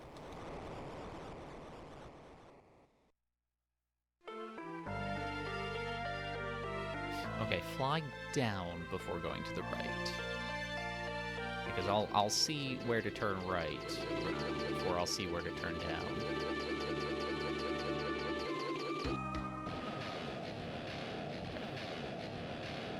There we go.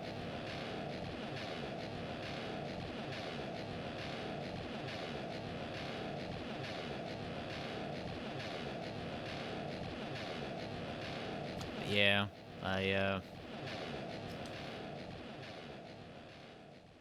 I should really look into upgrading the hardware on my computer. Like, most of the stuff in here is at least 7 years old by now.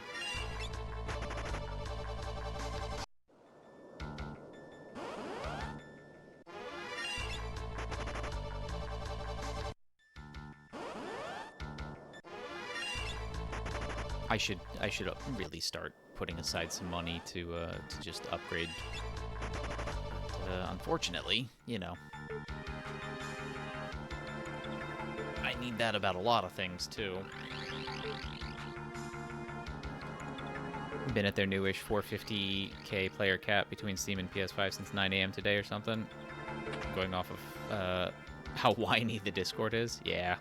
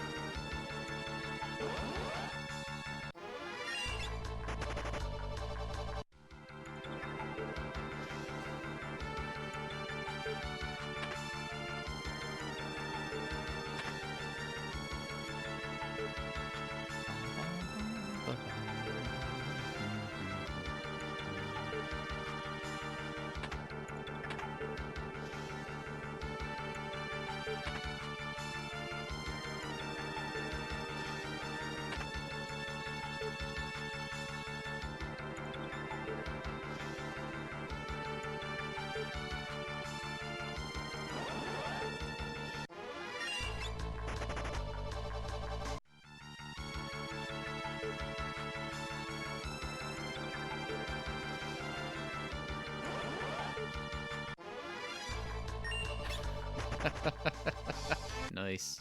Have fun.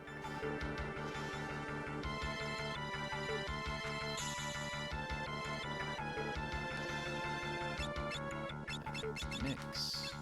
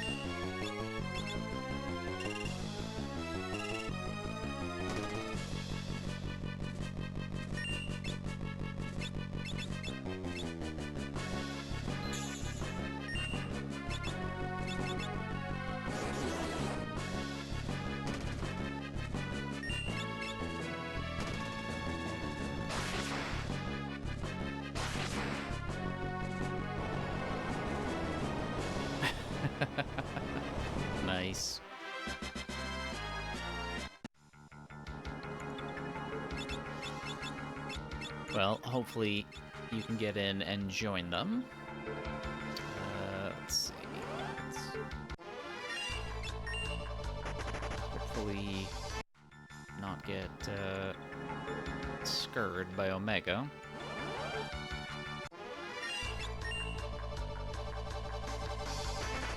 Can you just run, please?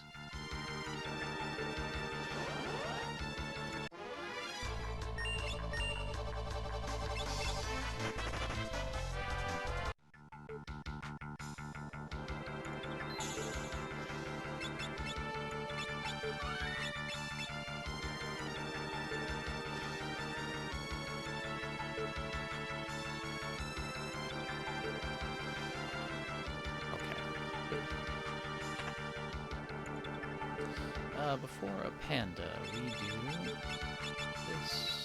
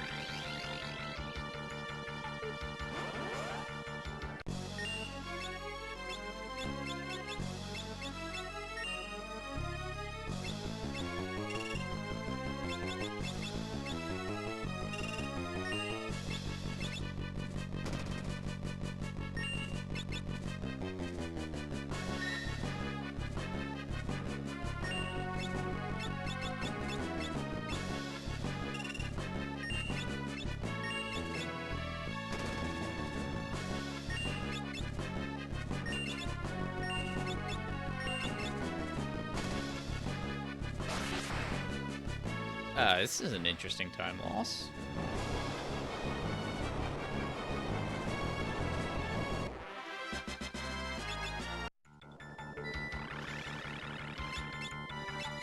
Whatever. Wait, nope.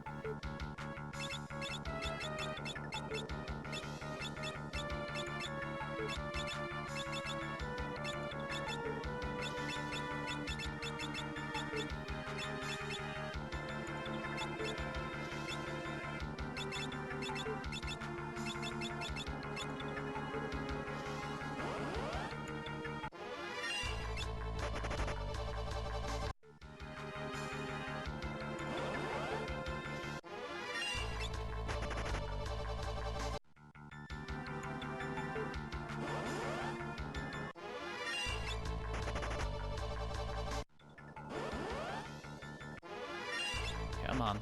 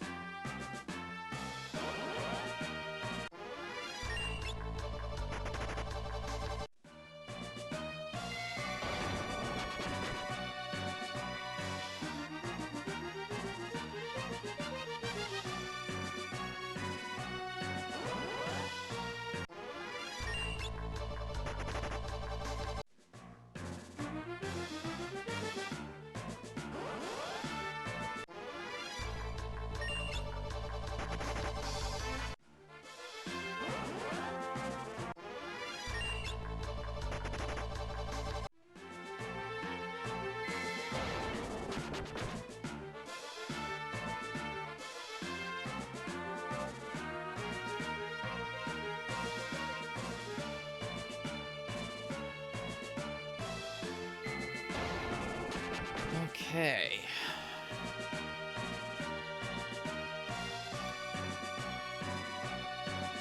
Big cutscene, big menu, big fight.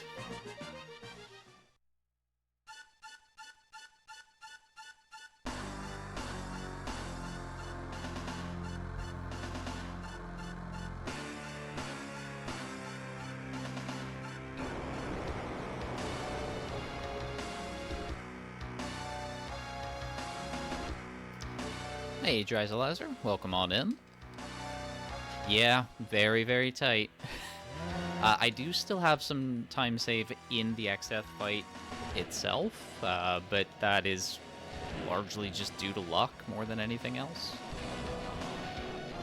If Bartz gets killed, if Ferrets gets white-holed, like that's gonna throw a monkey into the wrench. Or no, throw a monkey wrench into my plans. Whatever the saying is, something about monkeys and wrenches. It's a thing.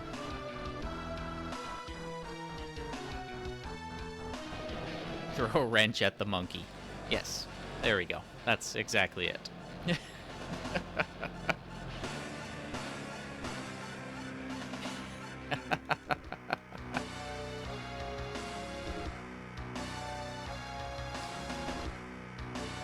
Precisely.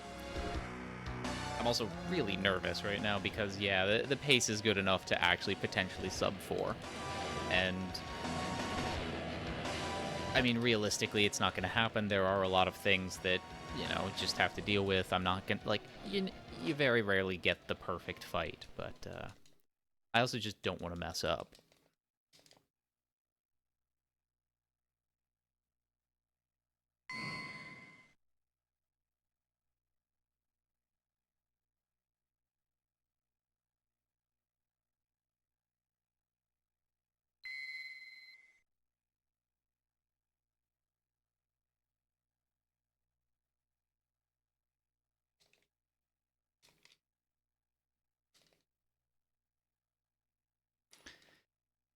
Yeah, cutting it close. Gonna be a thing. All right, I haven't menued yet, so stay the heck away from the joystick until I get into the menu.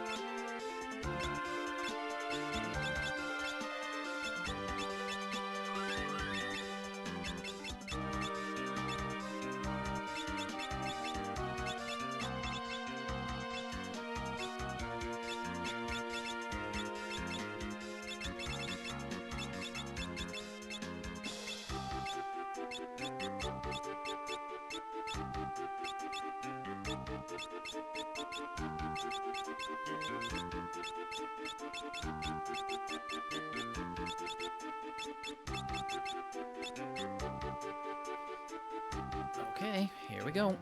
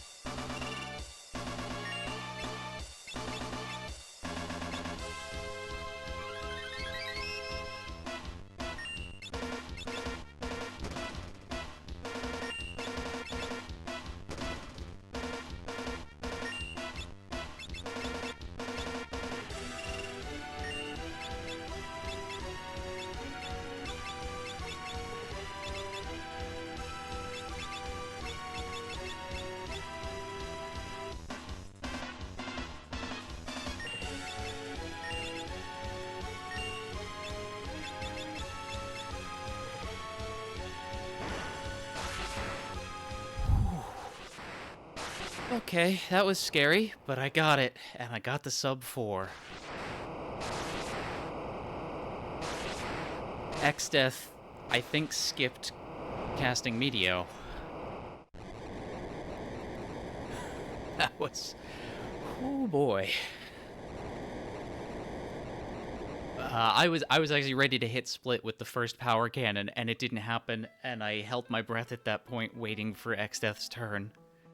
And, yeah, actually got a little lucky there. Oh boy. Thanks for the GGs, Ninja, Dryzalizer. Narc, welcome in. Hope you're having a great Sunday. Rosetta, thanks. Troublekins. Matthews, Mother and Terry's, yawning. Oh boy. That was, I do not have stress-free X-Death fights in this run. And the power cannon thing is a menu bug, yeah.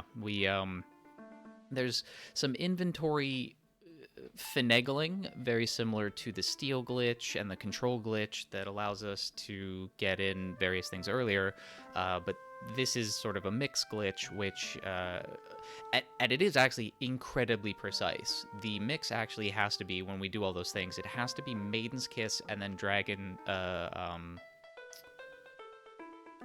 Fang in that order. Like, it has to be that slot, the second slot on the right side, and then the first slot. If it's the other way around, it'll just be a normal Dragon Fang Maiden's Kiss mix.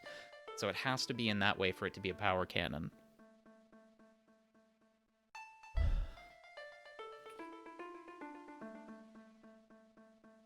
Whew.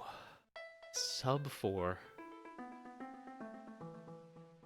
The thing is, I'm still like a minute and change away from being able to move into like third place, so it doesn't change the spot on the leaderboard, but I'm gonna submit this to the leaderboard just so that it is, you know, another person with a sub 4 for this category.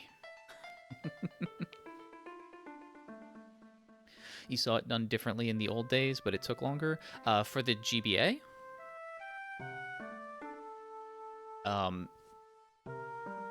because yeah, like I'm like, aside from me, the newest runs on the leaderboard are 2+ years old, and the route I'm using is effectively the current world record holder, which is the most recent time that isn't mine. And then looking at, say, like, I think Nikki's in second place, Kaguya Nikki. Looking at her run, she is doing a different route in the end there, so they're doing it a different way. But it's, you know, similar end result.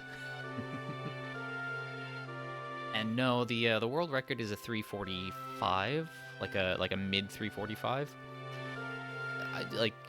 I'm struggling at this point. Like, this is certainly the limits of what I think I could do. Like, I mean, well, let's actually hold on. I'm gonna use the restroom and then I'll do a retrospective on the run. So I'll be right back.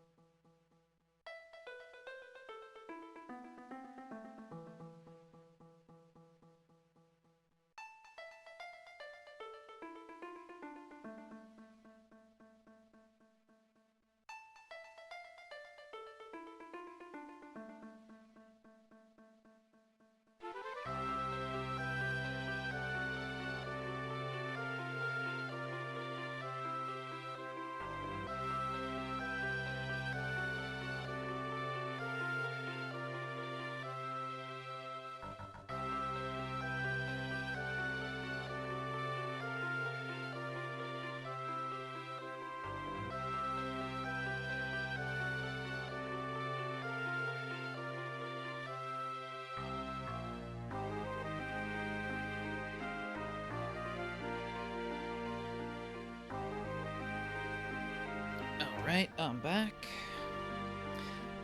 You don't really remember the details, it was long ago? Yeah, it's been a while since anybody's run this.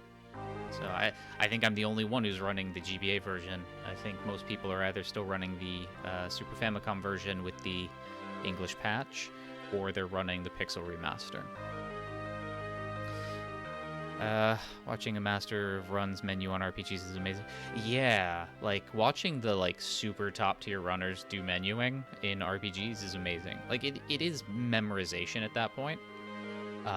Just incredibly well practiced, in fast execution, but remembering, like, okay, hit down on the D-pad 3 times, and then press A, and then left once and up twice. Like, it is that level of stuff. I'm able to do it a tiny amount in some very particular instances in some games.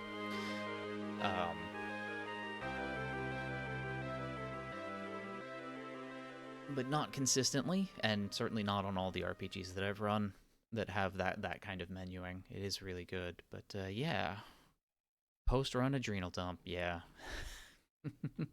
And the run started out, well, it started out very well. An incredibly good wind crystal, entering the wind shrine time, crystal room time.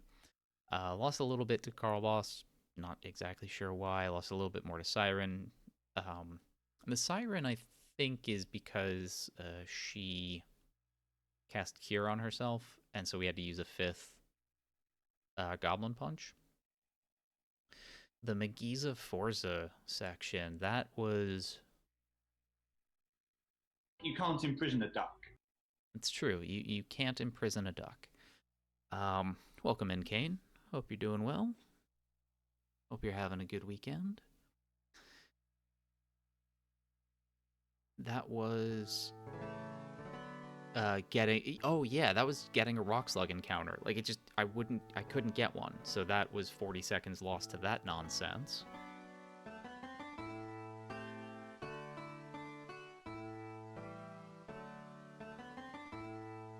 The Biblos to Sandworm split is the next sort of big time loss. Over 20 seconds. Really don't know what happened. I genuinely don't know. We got an Aegir on the second encounter out of the library, but that's fine. We usually get 2 or 3 encounters on the way back to Karnak anyway, so it's not like that costs more time. We didn't get Sea Ibis encounters, so we didn't have to, like, Phoenix down anybody on the way to Crescent. So I really don't know how I lost 20 seconds there. That is very peculiar to me.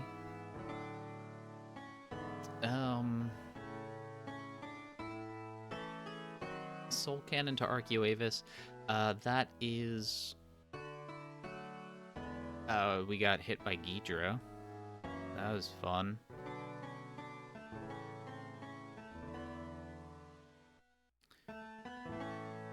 Archeoavis to End of World 1 was was the next big time save. Congrats on not 4 hours of time. Thank you so much, Kane.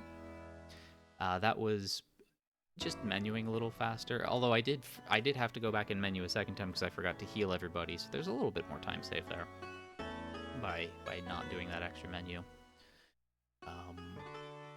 But also didn't accidentally fly off to walls at all. So that was just a little better. Gilgamesh was actually a little better. I split a little late because I was so happy that I didn't screw up the encounters on the bridge.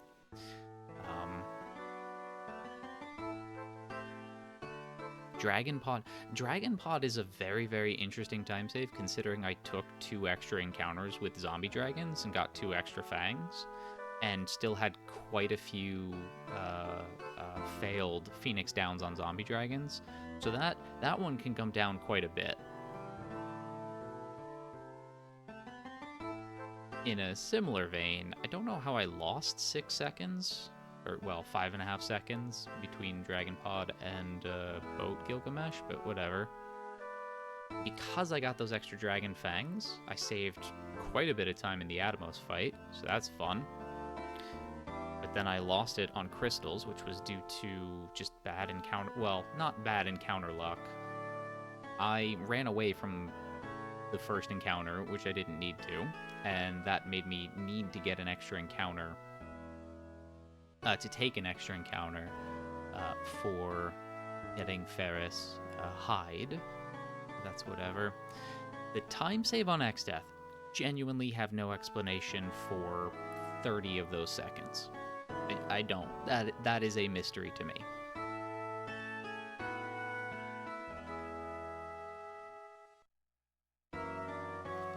Losing time between gargoyles and Melusine is an extra mech head encounter fight and an extra like an extra fight in the Archeosaur room. I'm just gonna call it that.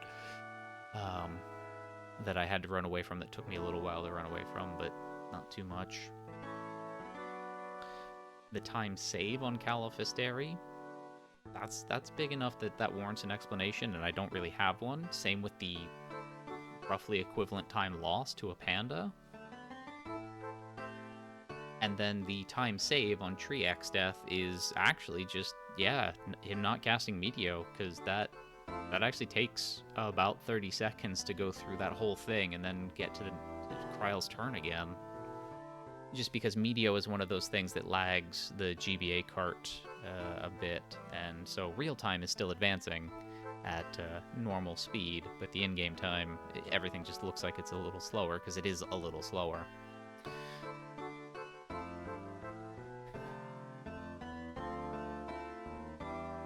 So yeah, all in all, yeah, super happy about this run.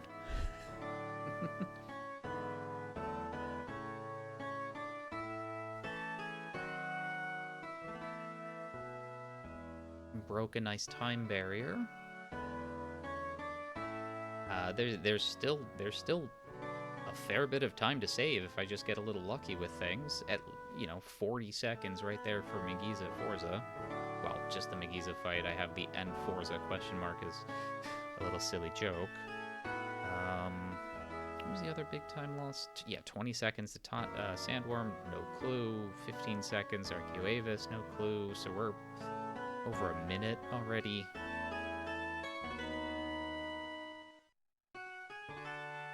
Seconds on Melusine, almost 20 seconds on a panda. Yeah, there's about another minute and a half of just like, if I ran it that way but got better RNG, I'd get like a 57.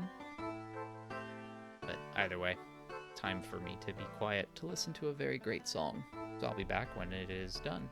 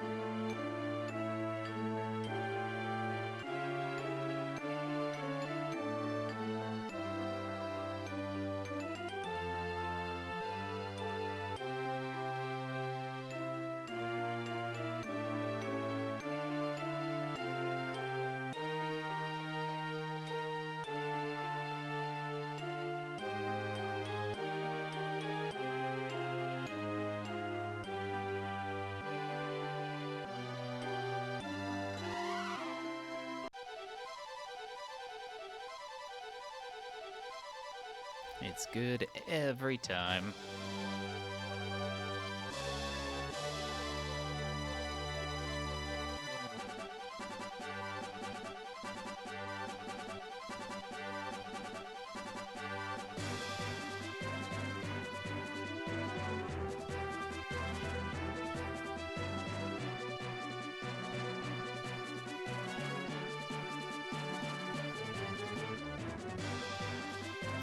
Alrighty. Well, let's enjoy the credits. And actually, I'm gonna do the smart thing and take a look around on Twitch to see where we're gonna raid into next.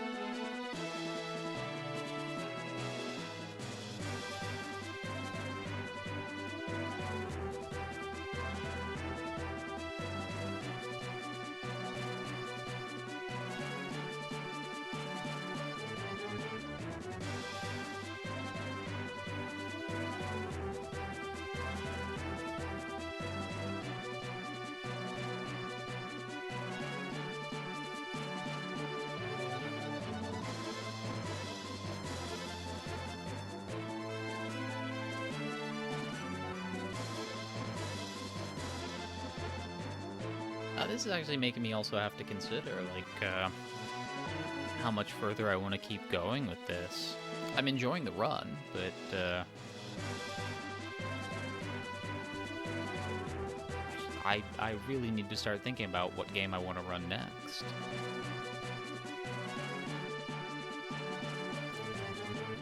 So I'll definitely have to spend some time thinking that through, mulling that over. I do have a list of games I want to learn the run for, so I'll take a look at that and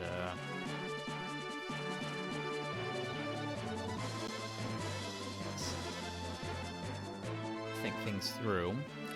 Like a huge part of me is just so in love with, job class systems and so on, and RPGs that Bravely Default 2 is such a strong contender, but it is a bit of a long run too. So that's very, very likely. And after learning a longer speed run, maybe I want to, I kind of do want to go back to something a little shorter, and by shorter, I mean 2 hours or less kind of thing. The idea being at least get, the possibility of maybe 2 runs in a day, or, at the very least, if things die, like I have many attempts as opposed to just kind of like one attempt, and then if it dies halfway through, it's kind of it for, a longer run. I'll have to take a look at that. So I might try to find something a little on the shorter side. Also, is that... Oh, it's not a beholder. Oh, it's a Marlboro. It's a cute emote.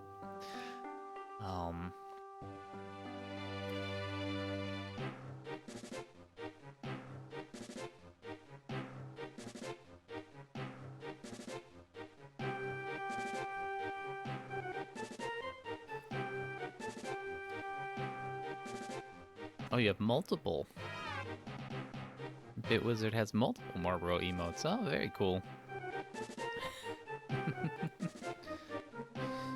But yeah, so I won't be streaming tomorrow despite having the day off. I kind of at least want to get some work done. Things. I will be streaming next weekend. Very likely, it is either going to be Final Fantasy V, just keeping the momentum going, or, I'll go back to an old standby like Shantae and the Pirate's Curse, just to have, a break and something different, or Lufia 2 Ancient Cave, again, just to have a break, something different. Also something I've been kind of interested in playing for the past few weeks and just haven't gotten around to doing.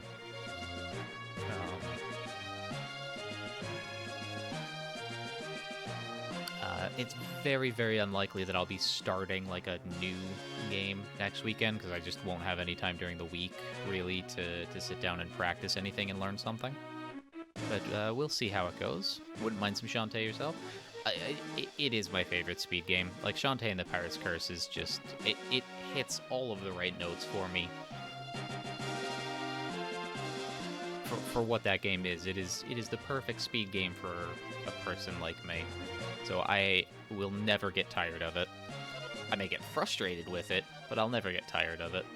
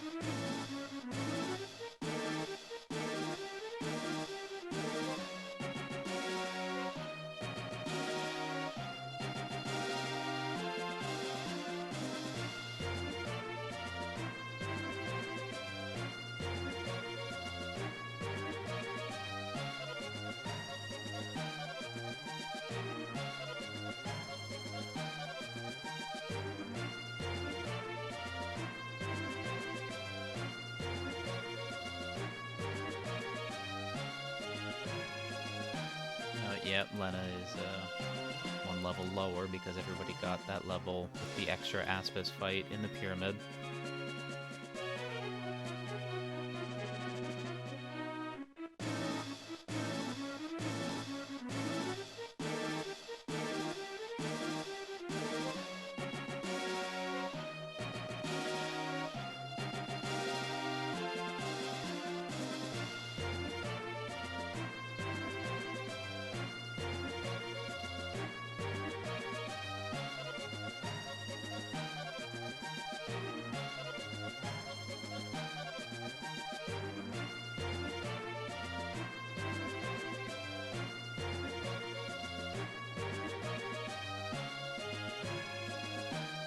But yeah, we'll see how things go. I'm not setting forward any hard plans for next weekend, so I'll play it by ear. But we are coming to the end of Final Fantasy V for today.